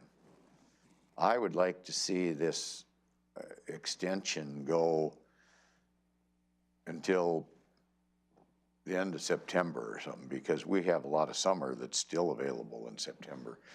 Granted, that gives them the leeway, but I want to give them the leeway. I don't want to be leaning on folks, and I don't know exactly how this is going to pan out with who gets what. I just remember we had something that developed in a swim park or something, and we ended up right up until the minute getting people out on Sunday to go check things. And I just don't want to have this be rushed, and I don't see any need to rush it at this point. So from my perspective, I want to extend it. I apologize. So if I was recalling correctly, that was the Yelm splash pad, getting that approved to get open, and getting the inspection of how it was constructed and all that. And those that's delayed because they were trying to make it open in time for their grand opening ceremony. In this case, these are all existing pools that have been operating up to this point.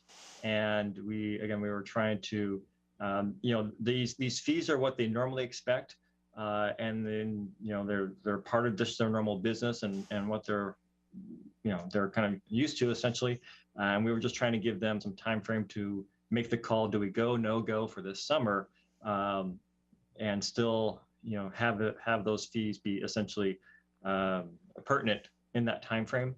And still basically, we still do want to have them have that conversation with us about whether or not they're going to operate and how they're going to operate to meet those guidelines essentially before the summer's over, so that we can provide them with guidance or certainly just make sure that the public's needs are being met as part of that conversation.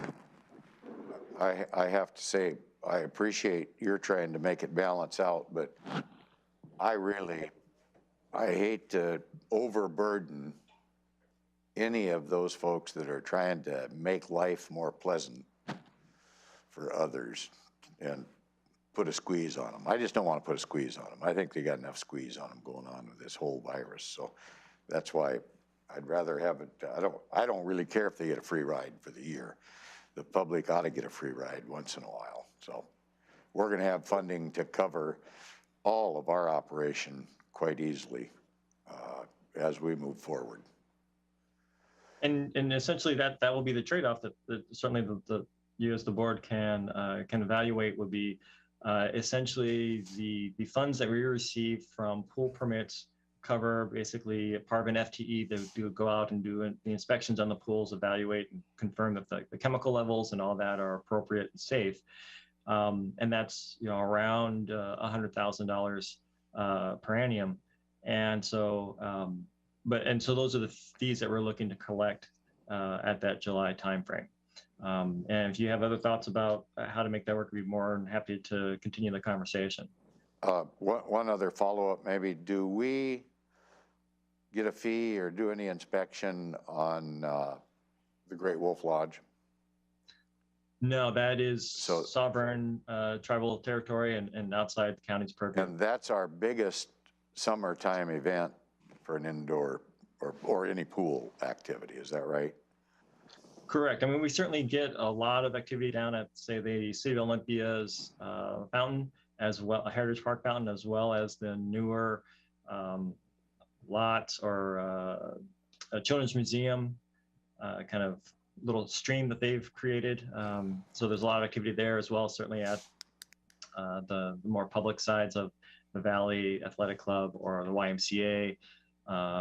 Folks like North Thurston High School and River Ridge High Schools run, kind of local access activities through Lacey Parks and Rec. So there are a number of those kind of facilities, but yeah, Great Wolf Lodge is definitely the biggest thing around as far as an actual water park.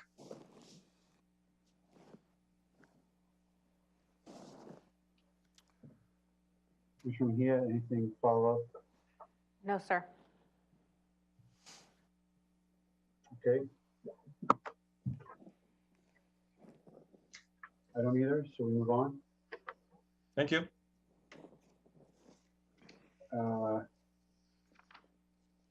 Okay, Board of Health members is number 5. We've got a numbering issue. It goes 576.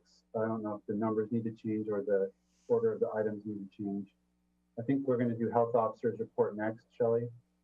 So that would just need to be a different numbering order. If that could be made note of. Should be number 6, Health Officer's report, and then number 7, Director's report. Do you want to, what do you need to address those 2 items, Shelley? I don't see Dr. A. Shelley. No, just the focus of Dr. Abdemalik's report will be on vaccinations and providing an overview about where we are at with vaccinations and other information coming up. So that will be the bulk of her report. And then for the next item for the director's report, I will highlight other activities and programs in the department. Okay, then anything else from the board on the Board of Health agenda? No, sir. No, sir. Okay, then let's move on. Thank you, Shelley. We've got proclamations and awards, item 6. Good morning, Amy Davis, clerk of the board. There are 2 proclamations for April 13th. The first is a proposed addition to the proclamation schedule for April 13th as Billy Frank Jr. Day. The draft of this proclamation will be distributed ahead of next Tuesday. The second proclamation is for the Board of Health to proclaim April 2021 as Child Abuse Prevention Month as reviewed on the agenda. And there are formatting and grammatical revisions that will be finalized for the 13th. Questions on that? Do we have a proclamation for Billy Frank Jr.? We'll be distributing that for your review this week, Commissioner. Oh, Okay, have we got one drawn up already, or? We haven't got it spread out? You're working on it? Yeah, Okay. we're going to be responsive to the meeting that you had with the Nisqually Tribal Council. Yes, sir. That was a suggestion. We just received that information, so we're working on that. And we'll make sure that we give you a copy of that proposed proclamation prior to next Tuesday. Okay, thank you. Item 7 is advisory boards and commissions. There are no applications for review. However, as an informational item, I've been informed that a Lacey Fire District 3 commissioner has resigned. Fortunately, the remainder of the board has already voted unanimously to appoint a replacement, Mr. Rick Killing. And they have 90 days after resignation to appoint, so they have done so. So just an informational item. We'll see that at a later time. No, this does not need to come to the board. They asked to Oh, be okay. shared as, just for your information. Okay, Yeah. got it. Commissioner Mejia. Is there any, I know that we had talked earlier on about a process with the Planning Commission. Is that something that we're still going to discuss at a later date? Yes, Commissioner. And in fact, I have on your planning session, I will have an agenda to dedicate at least half a day to go through all the different boards and commissions, where Amy and I will walk you through all the applicable RCWs, vacancies that we have. So at that point, we'll have the opportunity to look at all that. So we're planning, that's probably the main item of the planning session that I have scheduled, but yeah, it's coming up. Thank you. Okay, TIO checked in. Good morning, Yeah. Good morning, commissioners and county manager. I just have a couple quick updates. Yesterday, Commissioner Mejia and County Manager Chavez recorded a public service announcement and read some frequently asked questions in Spanish, so we can hopefully connect with that population. I'll be working with public health to determine the best distribution method to get those products out in the coming weeks.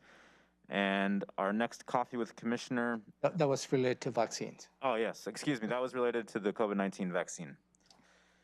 Our next coffee with the Commissioner is slated for April 19th, and that'll be with Commissioner Menzer. And our first episode was with Commissioner Mejia, so this will be our second episode. And that video performed well. It had about 218 views. A lot of people seem to like it, so we're hoping to continue to grow that as a new resource for the community. Pending any questions, that's all I have. Has Commissioner Menzer chosen his guest? It's Mr. Barnes. They're going to be talking about the actions the board took on climate change, along with the Earth Day, which is on April 22nd. Yeah, the Earth Day special. That's awesome. Okay, any other questions? Thank you, Brian. Item 9 is legislative update. Yes, attached is the report. I was not planning to walk you through the specifics of each one of those. Just to highlight a couple of interest on page 1, the House Bill 1056 continues going through the process that's concerning the upland public meeting notice requirements and declaring emergencies. Excuse me, passed the House, is currently in rules in the Senate. The House Bill 1067, that is concerning local government fiscal flexibility, and that is also passed the House, is on the second reading of on the House rules. Then moving on to page 5, the House Bill 1348, that's related to providing medical assistance to incarcerated persons. That is moving forward and passed the House and is currently on the Rules Committee of the Senate. Also on page 5, the House Bill 1410, that's protecting taxpayers from home foreclosure, also is moving forward, past the House and is currently in the Senate. The next page, on page 6, the Senate Bill 1053 concerning the local redistricting deadlines. Passed the Senate, is currently in the House for further review. And that is in a nutshell my update. And hopefully next week we'll know what actual bills are moving forward. As you know, if the legislative session ends on April 25th, so it's coming to pretty much an end unless there is an extension to that.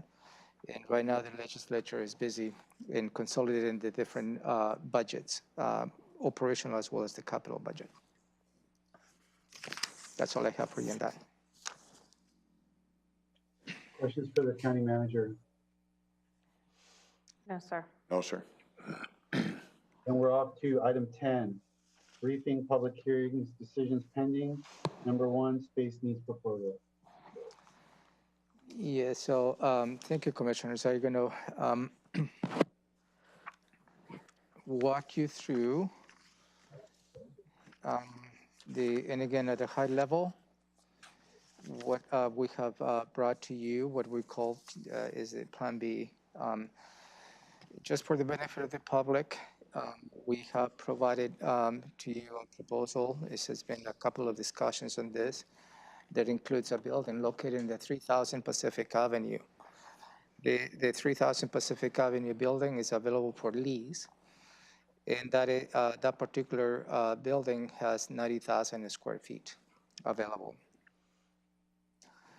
The proposal at this point is that we presented to the board for consideration maybe a little over 3 weeks ago.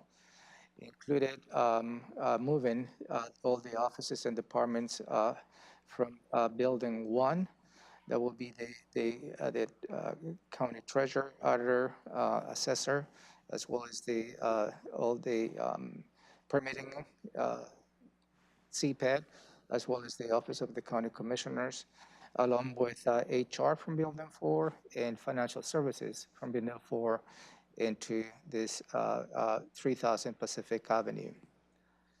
The result of that, then we'll move, the proposal includes moving the Office of Public Defense to the 2nd floor of building 4, and also moving drug court out of the leased space they currently occupied into the 1st floor of building 4.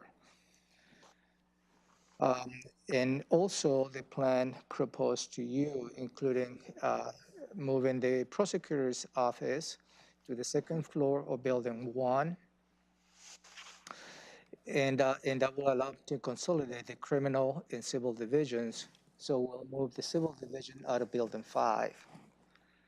And also the proposal includes moving the clerk's office as well as pretrial services into the 1st floor of building 1. The result of that, the buildings 5 and 6 are vacant, and the proposal was to move the sheriff's office out of building 3 into building 5 and 6, and also will allow for the sheriff's office to consolidate the operations they currently have split in a property in Tumwater. So the result of this proposal, it will end up this courthouse campus will be the Law and Justice Center, where building 2 will be Superior Court building, building 3 will be District Court building 1 will be the prosecutor's clerks in pretrial services, building 4 will be pretrial services, Office of Public Defense, as well as drug court, and the resource hub that will be part of that. And I believe with this move will allow for expansion down the road of that resource hub that we're currently trying to extend. And again, building 5 and 6 will be occupied by the sheriff's office by consolidating their field operations into those 2 buildings. Follow-up to the conversation, we provided a financial plan for you. It was presented to you last week that included 2 elements on that. One was the lease option, which is going to be a larger lease that is going to have an impact to the general fund. in the long term, 7 years. And we propose to you to use some of the money allocated from the American Rescue Plan to earmark to cover the lease of this space.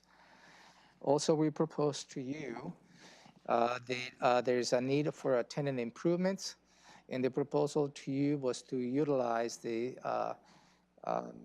real estate excise tax one in the order of $7 million to do the tenant improvements needed for the 3000 Pacific Avenue. That is the proposal that we presented to you so far. So at this point, I will ask if you have any questions. And with all respect, I do like for the board to provide the direction on the next steps, because the lease of the 3000 building is currently in the market, and the property owner would like to know where the county is interested or not, and then we'll go through that process. Also, I'd like to probably bring to also for you, if the board decides to move forward, the board also commits to move forward on the plan, because since we are engaging a third party, in this case a property owner, you know, there may not be an opportunity for the board to change direction down the road. So there is a commitment that perhaps the board will have if the board decides to move forward on this plan. And so I will stop there to have any particular questions on this. Commissioner Mejia, I'll start with you. You know, I have a question in regards, I mean, just with the financials that were discussed yesterday, or not yesterday, but last week. You know, I just, some of the things just didn't completely click to me. And, you know, where I'm at is, you know, I see this as, if we go this route, this is just going to be basically a phase one plan to see, to really think about what we're going to do long term in phase two, and where we're going to be. Because leasing a space, for me, it's not a long-term plan. It's just something that we can do really short term. My priority, of course, always lies with how can we fix, you know, the current buildings, and trying to see if, you know, this loan that we're going to get is going to be able to cover not only all of us, you know, building one, moving, but, you know, and cover the rest of the moves, but also being able to fix, you know, these buildings here. And so that's my concern. Are we going to have, is the 50 million going to be able to cover all of those? Yeah, thank you for that, Commissioner. I failed to mention that also the financial plan that we proposed to the board is what will be the financial elements as to how we can accommodate the upgrade and some of the elements of the courthouse campus, as well as facilitating the tenant improvements for all the moving pieces that I just outlined to you. On the 2021 budget, you have the option for a $50 million bond. That will be as part of how we're going to be covering the cost of all the improvements needed on this plan in the courthouse campus. Whether that is enough, I don't know. But I think is a way to bring to a certain level of upgrades on the infrastructure, and as well to accommodate the different moving pieces. Ramiro, can you clarify just one thing following up on that? I guess I want to clarify that the amount of, it's not like we spend that money if we make this change. And if we don't make this change, we don't spend that money, because these buildings, if they're going to be used for the next 5 or 10 years, need a lot of work. And even if we do not, quote unquote, do nothing, we're still going to be issuing bonds and using up a majority of that $50 million to just maintain the status quo. Is that a fair assessment? That is correct. Regardless of what the board will move in this plan or not, and that is, we need to do something on this. And I guess the board's direction, as I understand, is you asked me to come up with a plan B, but let's call a plan as to how we're going to be addressing the space needs. And at that point, it was holding back as to, developing the rest of the plan as to what work needs to be done here at the courthouse campus. So you're absolutely correct. Whether the board decides today stop this process, and then we need to concentrate on now doing the work that needs to be done anyways. So that need does not disappear. Yeah, I mean, I'll just say I'm not happy about the idea of spending tens of millions of dollars on these buildings that have outlasted their lifespan. But if we can do that and actually create benefit to the county through giving ourselves adequate space, that makes me feel a little bit better about it. But the problem is, it's always nice to be able to say, well, we can do nothing and do something later, but we've kind of run out. I mean, these buildings are 45 years old, and the maintenance needs have just piled up. And so we're going to be spending tens of millions of dollars on space needs. The question is, what are we going to get out of it after that expenditure? If we just stay here and just pour money into these buildings and maintain the status quo and get no new space, I think we're going to really feel poorly about that decision. But that's just kind of a preliminary 2 cents. Commissioner Edwards, I know you've got some stuff. Yes, sir.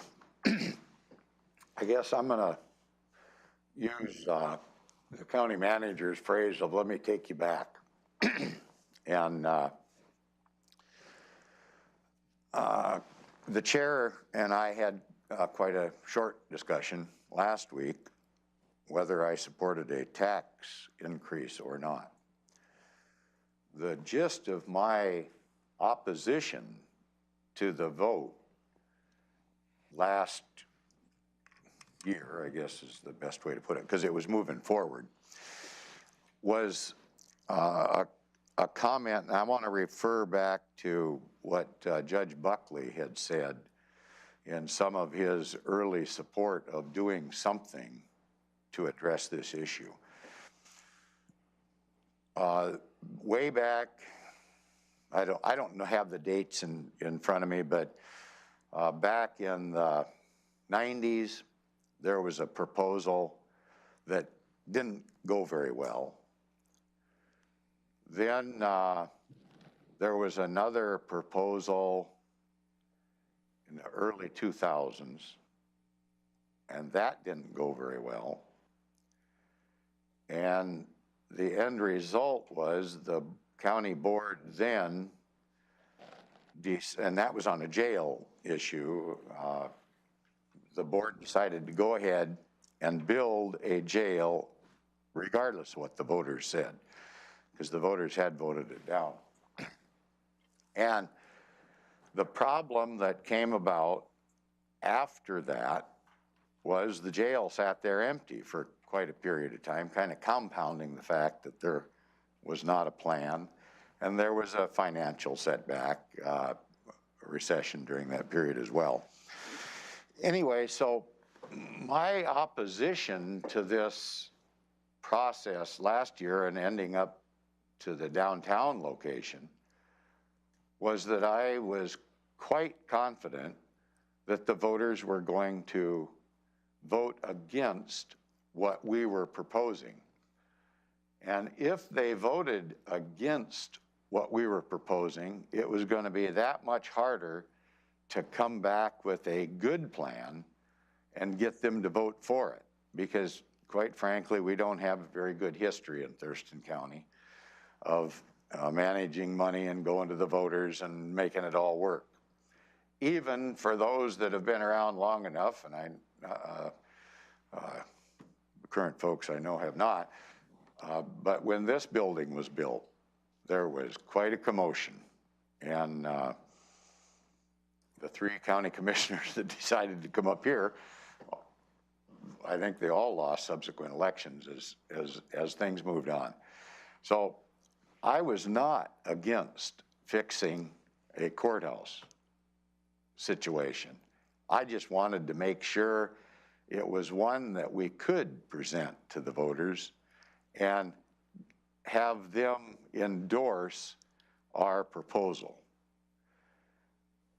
I was very adamant it was not going to pass as proposed for downtown. So Judge Buckley brought that up in some of his early discussions on this whole issue. I agree with Commissioner Mejia. This is a temporary fix if we were to go downtown, or not downtown, down to Pacific Avenue.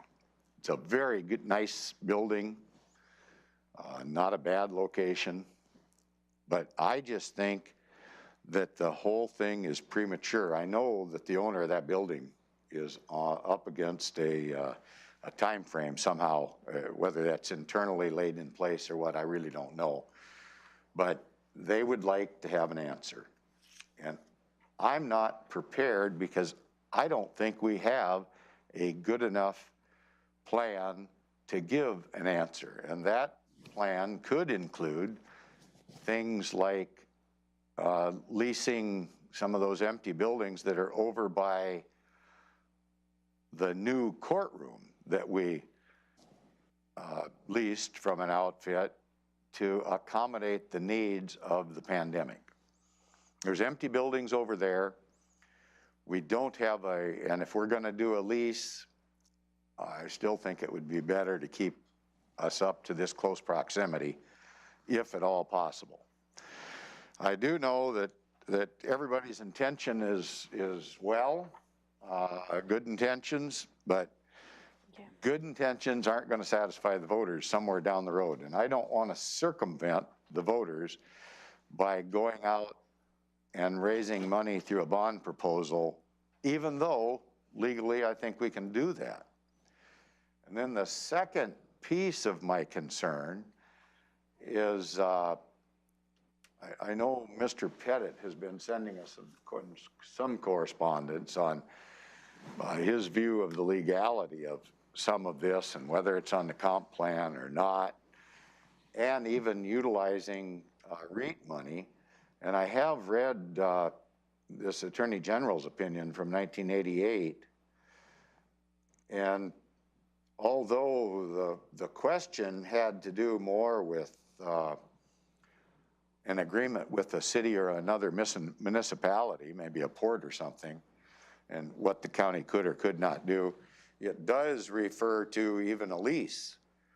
And so I think there's still a lot of questions if we could move forward and if we would be legal if we did move forward. And we've got empty buildings up here in close proximity to the courthouse that maybe would be way cheaper to do a lease with those buildings. They're not as nice. It's still a secondhand Chevrolet to use until we do something. We just haven't figured out what that do something is or what that looks like yet. And that's why I really feel that we need a lot more discussion. I'm looking forward to hearing from bond counsel on the possibility of a partnership with the governmental entity. Apparently that's coming up. And so I'm not ready to move forward with this because I think there's too many unknowns and too much concern. I do not want to circumvent the voters' process. I think it's always better if we have the voters giving us an endorsement. I think that's just a better way to go. But to get an endorsement from the voters, I think we need to really roll our sleeves up and put together a pretty good plan.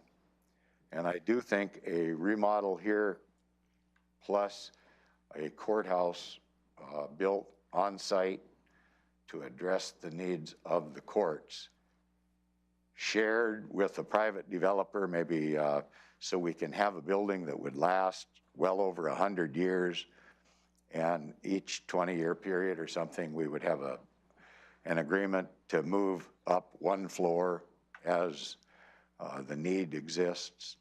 So that's kind of where I'm at. I think we're premature. I think we're all well intended. I just don't think we're there yet. So that is my concern, sir. So I'm going to go, and then I'll go to Commissioner Mejia. I just have a question. Conceptually, I don't have any problem with this plan. In fact, it's consistent with what we had an all-day planning session back in January of 2020, where we talked about what would happen if the courthouse ballot didn't pass, and how would we meet the space needs. And it was pretty much decided that the only real thing that made sense was to take building one's functions and lease space, and then use the space we had. So conceptually, there's no other way to do anything. There's no other path. So, in my opinion, in the short term, my lingering questions relate to financial aspects, and whether or not there's anything irresponsible in a sense about their suggestion that this lease is too much money based on market conditions. There was another issue that's slipping my mind at the moment, but I guess, my lingering questions, I'm confident about the legality in terms of, the use of the revenues and the ability to do it in this fashion from a legal standpoint. That those questions were answered by the materials that I was able to review over the last couple of weeks. There was another suggestion that back when we were first talking about this building, I think there was a suggestion that by us financing tenant improvements, the lease rate might be reduced. And then it seemed like when that came back to us in black and white, that was not necessarily the case. So then that left the question for me, is the lease, is it in line with the market? Because I wouldn't imagine that there's a lot of other tenants that could come in with $7 million worth of tenant improvements. There'd be certain situations where, in fact, I think when we were looking at that building as a resource hub, they were offering to do, the owner was offering to do a lot of the improvements on his dime. So I guess I'm wondering what happened to the concept that if we finance a lot of the improvements that he might have financed for another builder, the overall price of the lease would be negotiable at that point. And that didn't seem to be the case when we got presented this last week or the week before. So anticipating that question, I did reach out to Keith Matthews, and I had a conversation. And my question was whether the proposed lease per square footage is within market range. Because that was probably for me was, is this adequate? And during my conversation with a representative from Keith Matthews, he concluded that in fact it is within market range. He doesn't see any particular evidence that this is a higher rate that he has seen in the market. And he also, because I sent that information to him, some of the lease information that we presented to you last week, which I just handed over to you again. And he concluded that perhaps even the property owners offering 5 months of free rent and the 7-year deal from his perspective, which this is atypical, non-typical on this. Also, you may recall that even on the initial price per square footage, it was a little bit higher, close to $20 per square feet. And the property owner came back and the initial rate is $17.50. So that's probably the only information that I have. Obviously, when I had my conversation with the representative Keith Matthews, it was a very specific question whether this was within market or this is something more that perhaps we may consider paying if that's the direction that we're going he concluded that there is no evidence that this lease rate is out of market. Okay, well, I'll just make two comments, and then I'll pass it to Commissioner Mejia. I guess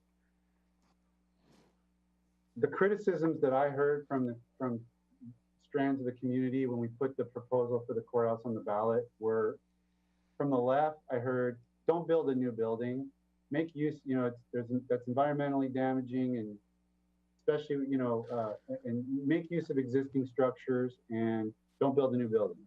Second thing was kind of more from the right. I heard, don't raise tax. We understand. Everybody acknowledged that we have space needs. I didn't hear anybody that wouldn't acknowledge that, but they said, find a way to do that without a tax increase.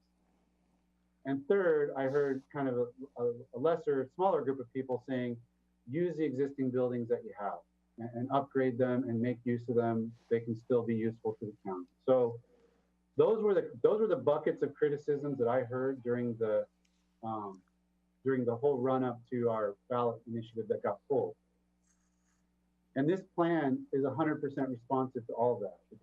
It leases a building, it doesn't build a new building, it doesn't raise anyone's taxes, and it reinvests in these current buildings and turns it into a law and justice center for, I don't know how many more years, but a fair number of years, by reinvesting in the buildings we have, by just squeezing out the core functions that can most easily be relocated somewhere else, which is general government, essentially.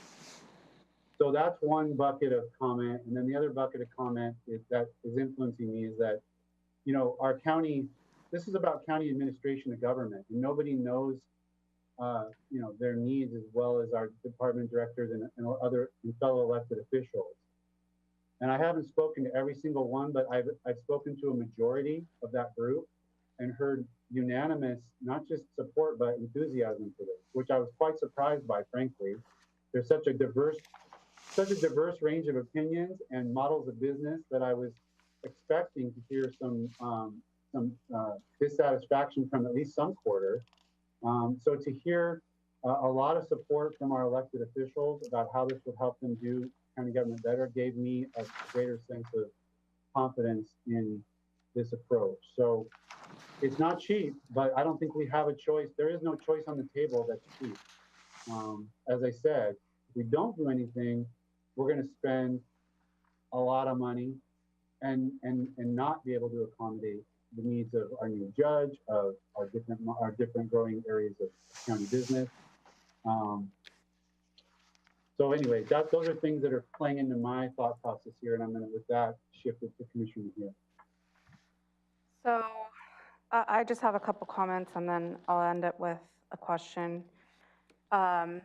Just being the newest member on the commission, this is an issue that has been long going. And first of all, I just don't think we can keep sitting on our hands. These discussions are not new. I mean, these discussions have come up to previous commissions before, way before, I think either of us were sitting. And we keep letting opportunities pass because of the lack of action from the commission. Time is money, as Commissioner Edwards has mentioned before, and the more we just sit on our hands and not fix the buildings and not stick with a proposal and keep flip-flopping, the more it's going to cost taxpayers in the end. When the courthouse proposals came through, I was actually really excited about the Henderson location because I also envisioned a private public partnership, but then that location was not available. And so, I think we have to come up with something. We have to stick with a plan and follow through on it. And, just start really thinking on what we're going to do in the long term but we can't do it unless we actually start just getting the ball rolling. We can't just keep saying, we're gonna keep talking about it, we're gonna review it later on. Because the more we keep waiting, the more the cost is rising. And I mean, just in all these years that we haven't, fixed the buildings, and that bill is just going up. And so for me, it's, I don't know. I think we need to do something. My question is in relation to the elected officials. I've spoken with many with them about, this proposal and how they feel about it, but when will they get a chance to actually look at the building? Because for me, it's really important for them, if it's going to work for their offices. If not, it's, it's not even really worth looking at it, but I would like to know, is it really going to work for them? And is it something that, they are in agreement with? Visiting the building, certainly that's part of it, perhaps next steps. And, conceptually, we have shared some of the floor plans that is included in your packet. In terms of raw footage, certainly meets the needs. More is additional space each office and departments may gain with this particular move to the 3,000 building. And there is some constraints within, obviously, because the owner is already doing some tenant improvements on the main foyer, on the main public area. Those may not be perhaps negotiable, and those are included on the list because we're not going to be paying back for those improvements the owner is doing. We're going to be paying the tenant improvements that we need to accommodate the needs of each office and department. So perhaps let me walk you through the next steps if the board gives the green light. Could I? Yes, sir. But, okay. I do have just a real quick comment, sir, before that, if I could. Okay, go ahead, Commissioner. I had talked earlier with the owners from over at our West Side Mall. Those folks were interested in leasing, building and leasing to us. The infrastructure is all there. It's another location. We've got a lot of empty storefronts over there. So I just think it's just one more example. But I would like to, what is the triple net or something? The taxes, the square footage, the insurance, what does that equate to when it comes to the total square footage price? You have it on the first page, Commissioner. Is that on the first page? Yeah, this. It was presented to you last week, and Okay. I just sent it over to you today. Okay. What is that? I mean, what does that end up? So you have by year. If you look at the rental rate plus the additional fees, the estimated annual cost is $26, for instance. And then goes on. So that was presented to you last week. I believe that answered your question. Is that correct? Yeah, that will. Okay, thank you. Okay. Go ahead, Ramiro. You were going to walk through next steps.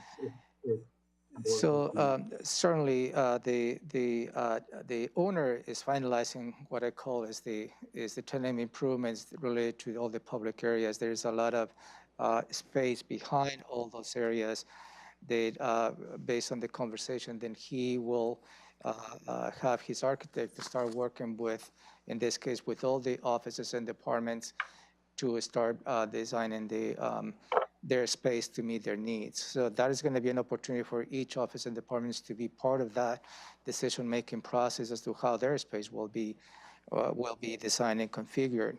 There is going to be a little bit of a high level of understanding as to how we're going to be going about, as to who within the organization needs an office versus who needs a cubicle. And also we need to make consistent decisions as to what type of furniture will be. So those will not be part of an elected official's director to determine what type of furniture. We need to standardize that so we can control the cost. So that is the process that I envision if the board wants to give us a green light to start working with the owner to start putting that in place.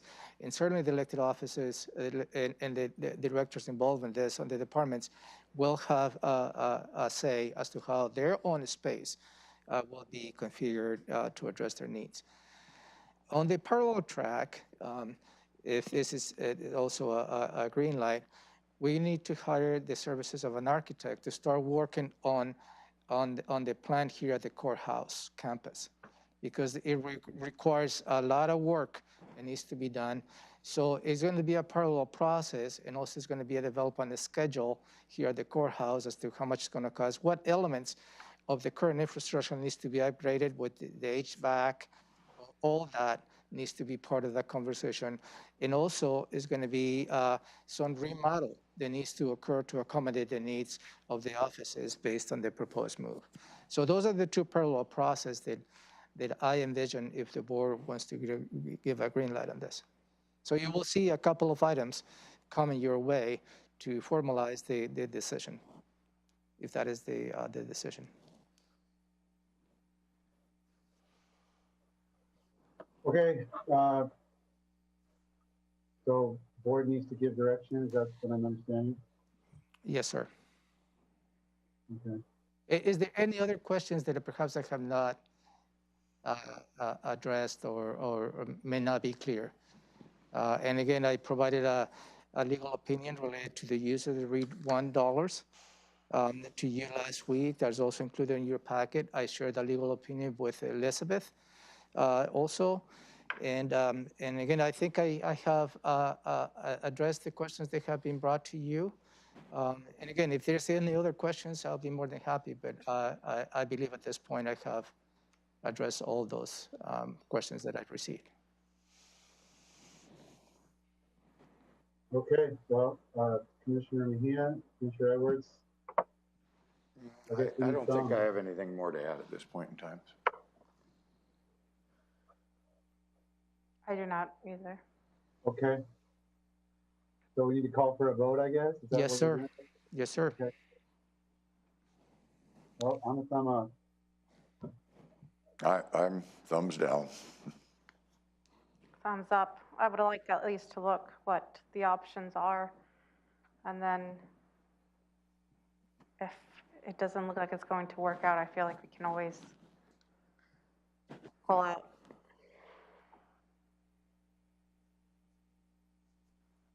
That's correct, right, Ramiro? I would like probably a clarification on your comment. You know, this is just to keep looking at the possibility of this building, is that correct? No, Or is it to actually like? the direction is we're going to start implementing this proposal to start getting to the level of detail. So we will engage the owner of the 3,000 building and start working on the actual details to start designing the space to accommodate this move. And at the same time, I'll bring an item for you to consider to secure the services of an architect to start working on the remodel and all the elements of the courthouse campus. So what I'm asking is whether we'd like for me to continue with this plan to actually implement in the plan. Okay. Thumbs up. So in the end, are we locked in then? Is that what are we locked into this proposal of moving down to Pacific Avenue? Well, at this point, yeah, you are committing. I mean, the board is committing to move forward because we're going to be engaging the property owners to start working on this plan.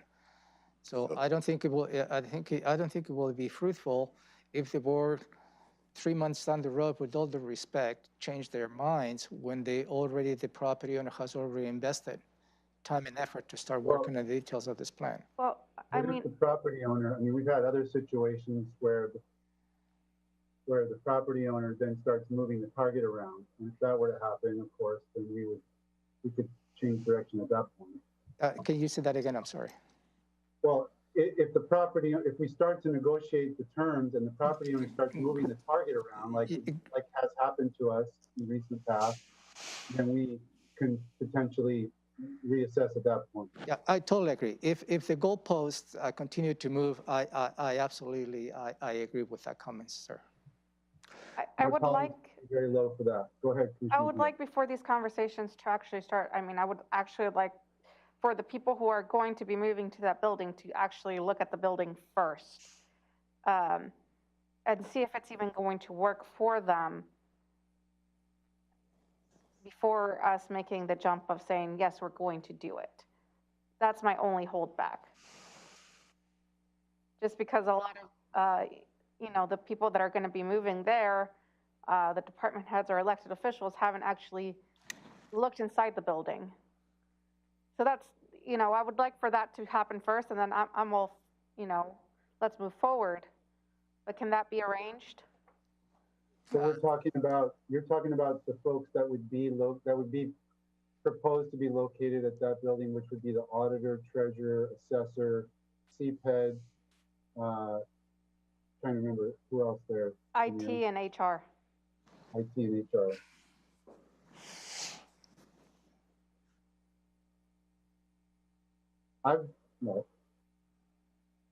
I've discussed it with the three elected officials that I just named. I do not know if they've seen it, if they've walked through it the way we did.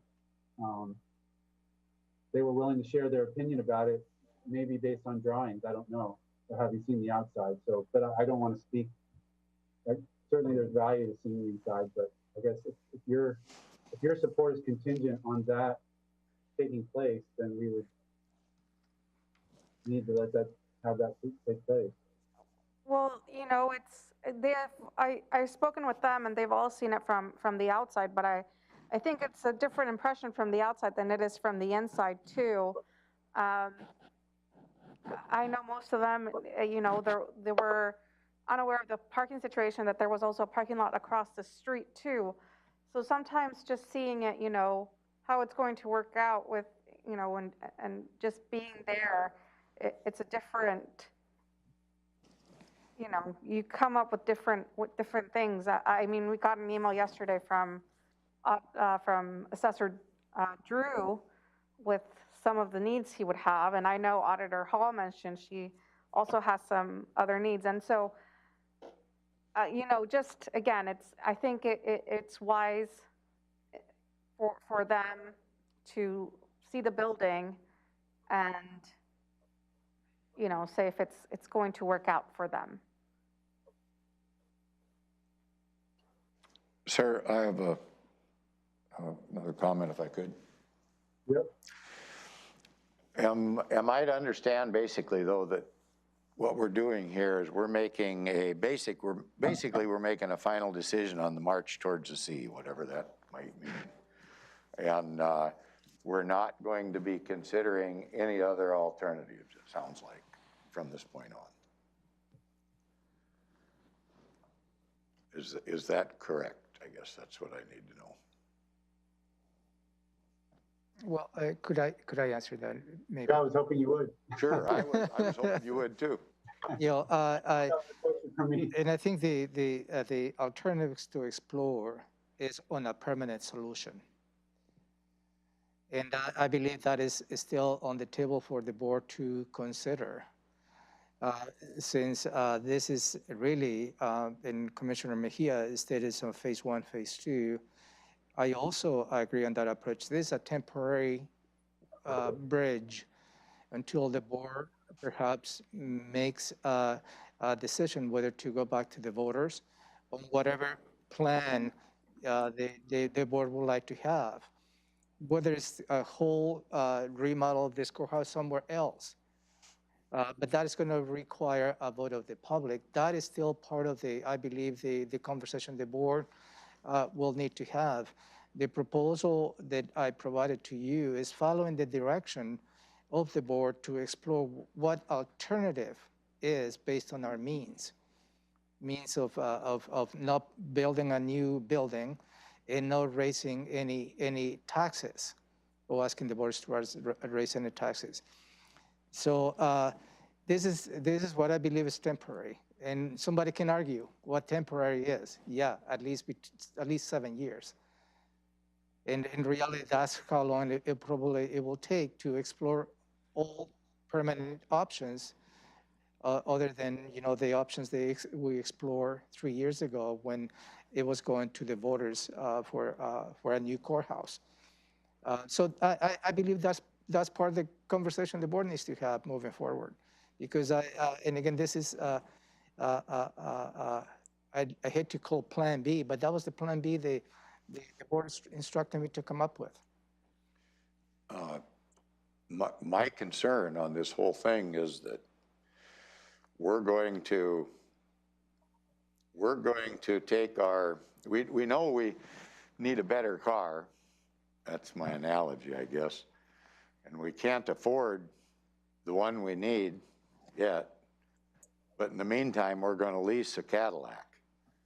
And I don't know if that's going to set good with the voters when it comes time that we decide to ask the voters what to do. I think the perception of what we've done is going to taint the return at the voting polls, that's all. That's all I'm saying. I just think we're premature. I know we're under the gun for doing something. I think there are other options that save us money. That's all. What other options? Oh, okay, those other options would be negotiating with the mall. They said they would lease a space right there, a lot cheaper. Look at this public-private partnership that is available and is in reviewing some paperwork that I have from today. Got some examples all around the state of Washington. And again, this is just a temporary move. I'll grant that. Leasing something, if you've owned cars and then you decided, well, you wanted to lease something in the meantime, I don't know how many people think that turned out good. I guess it all depends on how much they drive. But obviously, that's my last ditch pitch, because I think this move today of thumbs up or thumbs down puts us on that march to the sea, and there's no turning back. So I don't know how the voters will feel about it. We'll see.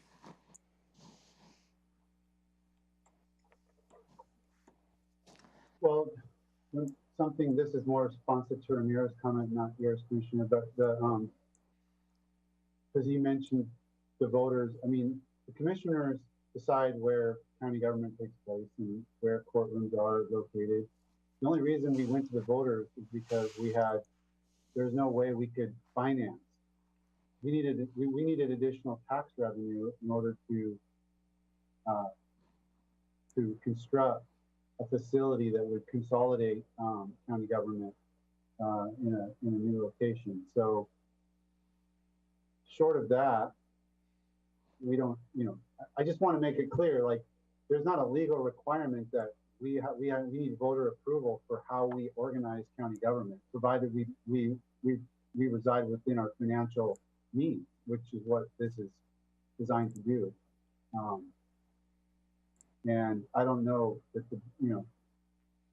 I don't know how I mean, the thing about when we did the survey on the tax increase proposal, what we learned is most folks have never been in this building, or didn't really. A lot of folks didn't even know where this building was, because not everybody does business with the court. I'm not sure they're going to know that the auditor's office is at 3000 Pacific versus Lake Ridge Drive. So what I'm getting at is, I don't think that was the crux of what the voters were concerned about when it came to Proposition 1. It was about a tax increase to finance county government's location, that a lot of people didn't understand what the need was and what the problem was.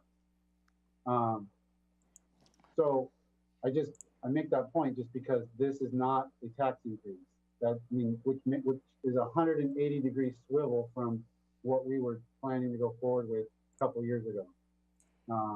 And if voters look at it and say it's a Cadillac, I mean, leasing a Cadillac, I don't really like that analogy, but I mean, leasing a building that adequately provides for county government without having to ask them for additional taxes, I would think as a citizen they'd be pretty happy with that decision, including to upgrade the existing buildings that we have, which is going to be part of this, with the adequate room for them to actually operate as a law and justice center, with enough courtrooms, with enough attorney-client rooms, rather than everybody squeezed in everywhere. I mean, when we had another judge, another judicial assistant, another courtroom, and more public defenders and prosecutors, we got court backlog. I don't know how courts are going to continue to get their work done over the long term, the medium term, let's say. But how are we going to handle, I guess we haven't come to a decision point, because Commissioner Mejia proposes that we have our directors and elected officials see the inside of the building before she thumbs up. So is that something that we can do in the next week, Ramiro, or what do you propose to do with the 3 votes that you've heard? Maybe not even department heads, but just the electeds, I mean, that are going to be affected by this. The field visits always have been available to any elected officials to the building. I can probably organize, but what you asked me is to work with their schedules to organize a field visit. That's going to take longer than a week. So, and I don't want to diminish the request. I can certainly have Chris Elmer to set a time in which the property owner will be available to have a field visit for those elected officials who have the time to visit and get a perspective. And for those who, commissioners that visited the building, there is very restrictive as to what, because the owner is building the public entrance. And those will not be up for discussion. And those are the constraints that we have. Is what goes behind that, the elected officials will have to be part of that, the design of their spaces. So I just want to, put a little bit of caution in terms of if elected officials pay a visit and said, I don't like the public entrance, that may not be negotiable for the property owner. So I just have to be very, clear, because this building is an old building, and the owner is remodeling this building. So this is not a new building. This building used to be a hardware store at some point. That's why I was resisting the characterization of a Cadillac. I mean, I know it's being upgraded, but this is an old hardware store on Pacific Avenue. This is not a location that I'm very excited about. The location is not. I mean, all of us can go through. This is a box building. It was the only building available that met the needs of what we've got in front of us. I don't see this as a Cadillac extravagant option. Although I do say that any option that we would pursue is going to cost a considerable amount of money, Cadillac or Buick or whatever. And the owner has done a nice job, because that's his business. I mean, to attract the potential tenant, he has done a nice remodel work inside.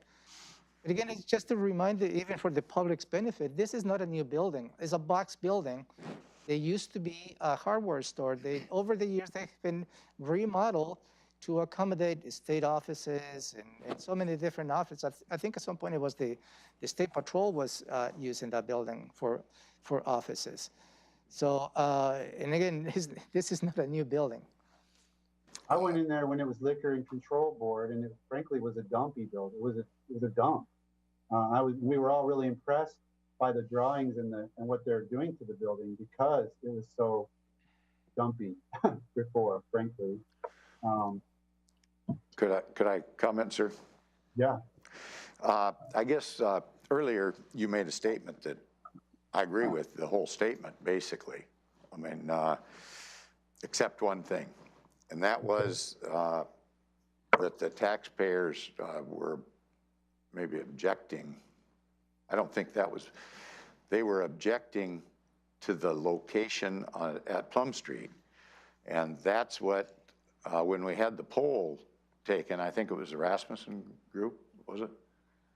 anyway, that we commissioned a poll, and that was the pinpoint concern that he had, that he said the public was going to be concerned about, was they disagreed with the location. And that was where the big problem was. And I guess I'll say that, you know, Chair, you said this is the only building we have that might work for us. And I don't think that's true. I think we've got the mall that could be a anchor. Boy, they'd love to have the courthouse over there as an anchor at the mall. And I don't know what the square footage rent would be. We've got these empty buildings over by our new court building that we've leased. And when I talk about perception and the voters, I'm going to use just a real quick example.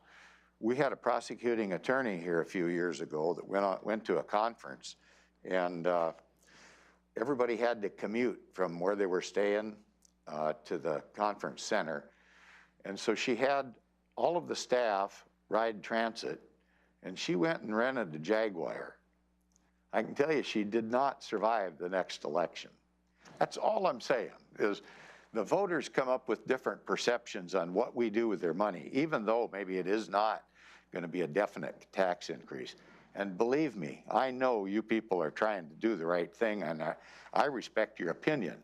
I'm just kind of, I don't know if it's the ability to have a senior view or something of this whole thing, and having seen county government slip and slide on some of the mistakes they've made. I just think we're jumping just a little too quick.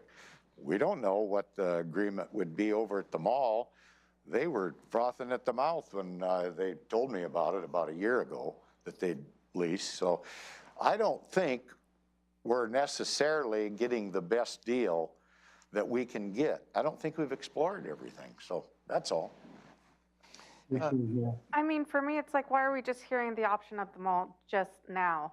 I mean, there's been this whole time where we've been discussing space needs, and then we're just now hearing about this. And that's, you know, just for me coming in as the new guy, it's frustrating because we're trying to make a decision and move on, and then, you know, the grass isn't always greener. You know, we have to make a decision with the ability that we have now. And, you know, if this was an option a year ago, it's like, why hasn't it been looked into? Why is it just being brought up now? And just this, you know, we just can't keep delaying. I feel like this is just, and coming in from new and hearing the voters, you know, that was the biggest frustration. It feels like the commission is just sitting on their hands and not moving forward on issues. And that's what it feels like to me now. I mean, my only thing is, I really would like for the electeds to look at it, just to see, not maybe in terms of you know, the building is, because it's not, you know, it's under construction, but maybe in regards to space needs, seeing, okay, this is what's going to really work for me. I know many of them have driven outside the building, but I feel we have to make a decision, and we have to move forward. I mean, when it comes to, you know, Commissioner Edwards, on your point, I mean, when it comes to public perception and support, you know, I don't like the public perception that we're not reinvesting in these buildings if we're going to keep using them. But I don't think it's responsible to do that when we don't really have a plan. And to just continue to kick the can down the road means we're delaying things that need to get done. And I can't square those in my head. We have to put the mark down on where we're going so we can make responsible, sensible, logical, timed investments in executing the plan and prioritizing maintenance and whatever. Ramiro, I see you looking at the clock. We are at 12:10. We are not anywhere near the end of our agenda. I don't know what your suggestion is for the remaining items. I think if you have time, continue the conversation. You have not closed the meeting, so I think you can continue on if you like. I'd like to make one other comment on that to address Commissioner Mejia's concerns that this hasn't been brought up before on the mall. I have brought it up. I've talked about it for the last 3 years, and it hasn't got off of first base. When it comes to maintaining the buildings, we had an opportunity about a year ago by a private group that came up and said they'd paint and fix the Menser roof all the way around. Nobody ever got back to them for months. And they were willing to do it for free. And when they finally did get back to them, it was after everything had come to a stop. So I personally believe there's been an agenda to get out of here and flee the spot. And I don't know what that's all about. I have no idea. We don't discuss things very much. And that's kind of my frustrations as to why we haven't moved forward, because I haven't seen a good common sense plan that I was actually willing to get involved with, other than I didn't want to see the public vote on something that I felt I was 100% right that it was going to fail, and I didn't want it to fail, because once it fails, then you have a harder time going back. And that's what I refer to Commissioner or Judge Buckley bringing up that position. At the planning session, I'm sorry, at the planning session that I was privy to this year, when we were discussing option Bs and what we were going to do, I mean, I have very specific notes about what was discussed, but the Malden option didn't come up. Maybe not. In that discussion. And I feel like when those, that's the place for those options that they need to come through. I mean, it's when these things need to come up, because if not, I feel, then just bringing it up now when we already have something and, and just seeing, well, there's something better out there. We just can't keep doing that. And it's just, again, we don't know anything about the mall location, we don't know if they're really even interested. We don't know how much space they have available. We don't know what, and it would be us starting all over from scratch, trying to figure out if that would even be a possibility at this point. Let me just follow up on that. When I did bring it up, I figured staff would at least ask about it. There was no follow-up with them. I didn't think it was up to me. I did an initial meeting with the owners over there, passed that information on. That's why I say, I don't know if there's an agenda here or not, but nobody wanted to follow up on it. So whether that's my job, and maybe I fell down on the job because I didn't follow up on it. So I do feel compelled to take an issue on there is an agenda. And I believe that is directed to me and the staff. And I have to be very clear that I'm following directions from the board. Through the available space, we never came across that there was an actual available space at the mall that meets the needs. There is not. I mean, there is stores empty, yes, but there is not a 90,000 square foot available at the mall that I know of. Secondly, the Chandler core buildings that has been brought up to this attention, that was presented to you. The only available space is close to 40,000 square feet, and you, Commissioner, was asked that to the owner. Is the same owner of the 3,000 building that is the owner of the Chandler core buildings. And the question is, what offices or departments you will move to split that to move to the Chandler core? And still doesn't achieve the objective, I believe, that you asked me to do. So this is not an agenda for me on any staff. This is a direction of the board that provided to me to come up with a plan. And this is the plan that I believe I have the obligation to provide to you, including a financial plan for you to have an informed decision. So I'm going to take issue that perhaps I have an agenda, which I am not. Okay, just 4 random responses to all the things I just heard. First of all, I completely disagree that the voters' resistance was completely about downtown. And I keep bringing this up because even though I truly believe that that was the best location that we had in front of us, I was willing to shift my support to the Hilltop location if I could get your support, Commissioner Edwards. And you never said at that point that that would make the voters happy with, no, I want to do something different. And that's not, and I gave at least a dozen presentations out in the community about our proposal and what they didn't like about it. And I literally almost never heard anything about Plum and Union. It was about the tax increase. Second, the mall, I did explore the mall myself. I had a citizen who was saying, JCPenney's about to go out of business. Don't do anything until you see what's going on there. And I checked in on that myself just to see if there was opportunity there. I wasn't sure about it, but I wanted to follow up on this citizen, so never really came to the board. But it turned out JCPenney was not about to go out of business, and I had follow up with that citizen, and we looked at that, and then we looked at it again, I think during the COVID thing. But yeah, the space and the configuration there, I think, would be extremely complex. The third thing, the roof.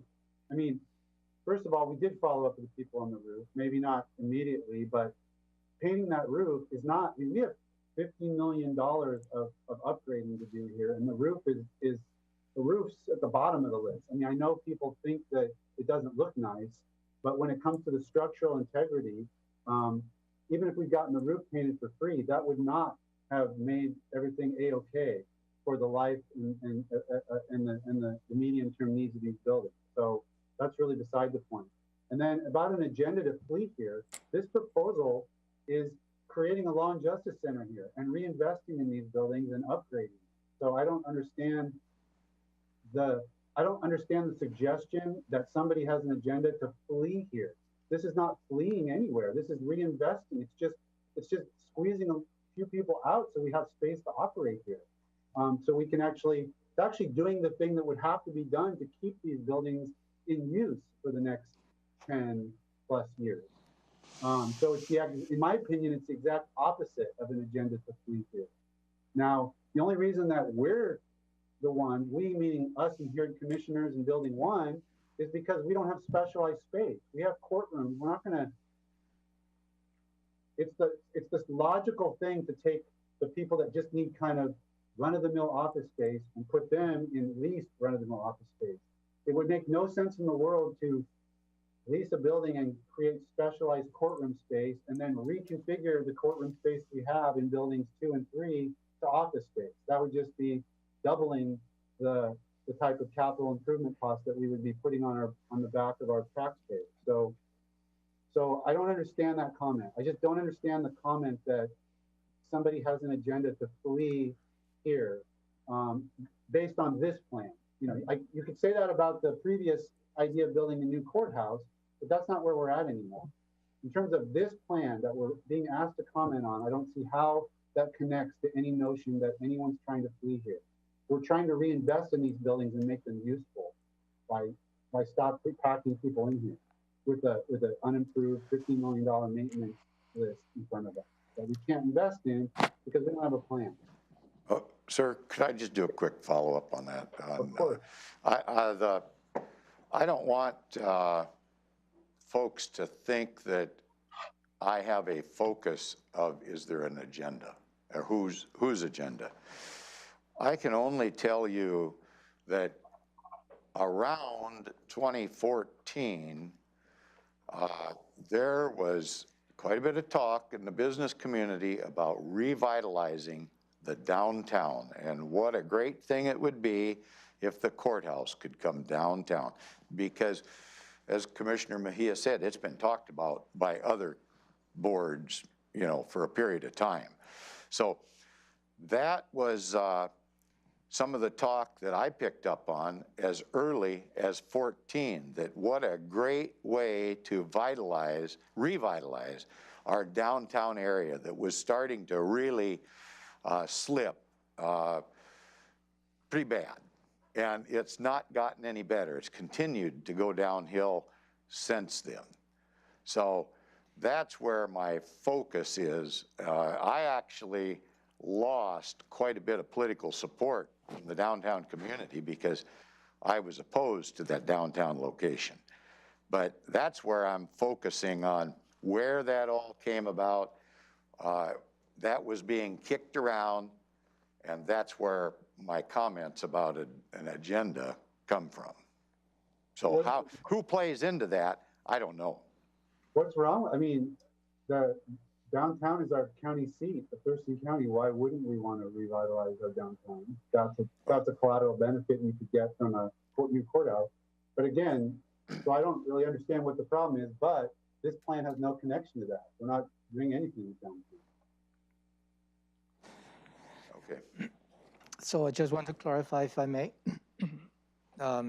Maybe suggestion for the rest of the items, I will bring to your attention on Thursday during your commissioners check-in, just to make sure you cover all the business related to this item. Let me see, clarified if Commissioner Mejia's vote is contingent to the elected officials having a visit. Is that what I'm understanding?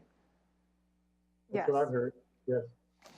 Okay, so I will organize with Chris Elmer a time for the elected officials to visit the building. And again, I don't think we're going to be able to accommodate many different areas. So we just set a time, and whatever elected officials have the time will do so. And then after that, how you would like to have the feedback, Commissioner? I'm just curious. You're looking at me, Ramiro, but I'm looking to, the Commissioner Mejia, I guess. The thing is, I'm pretty sure I'll hear back from them, but one way or another. That's how it usually works. okay, so I will organize a meeting, a field visit of the building, and then we'll report back. Thank you. Okay. So should we adjourn then this meeting and we're all the other items? Yes, sir. And the rest of the items, which includes the annual versus biennial budget, I will bring this to your commissioners check-in on Thursday. Also, the scatter site pilot project on Thursday, as well as the Wire 13 on Thursday. And the other item, I can just circulate this proposed letter to your review. It doesn't need to be an item, but it's included in your packet. If you can review the gist of the letter, if you can provide comments to me, that will be good. Thank you. What letter? Is a letter attached in your packet. This one. Regarding homelessness? Yeah, the gist of this letter is to urge the state to release some of the federal funds they have received to help us continue to deal with homelessness. That's the gist of the letter. Okay, well, commissioners will take a look and give you feedback. Yep, so I will not be adding this as an item for Thursday. Okay, we'll be in recess then till our 2 p.m. board meeting. Thank you.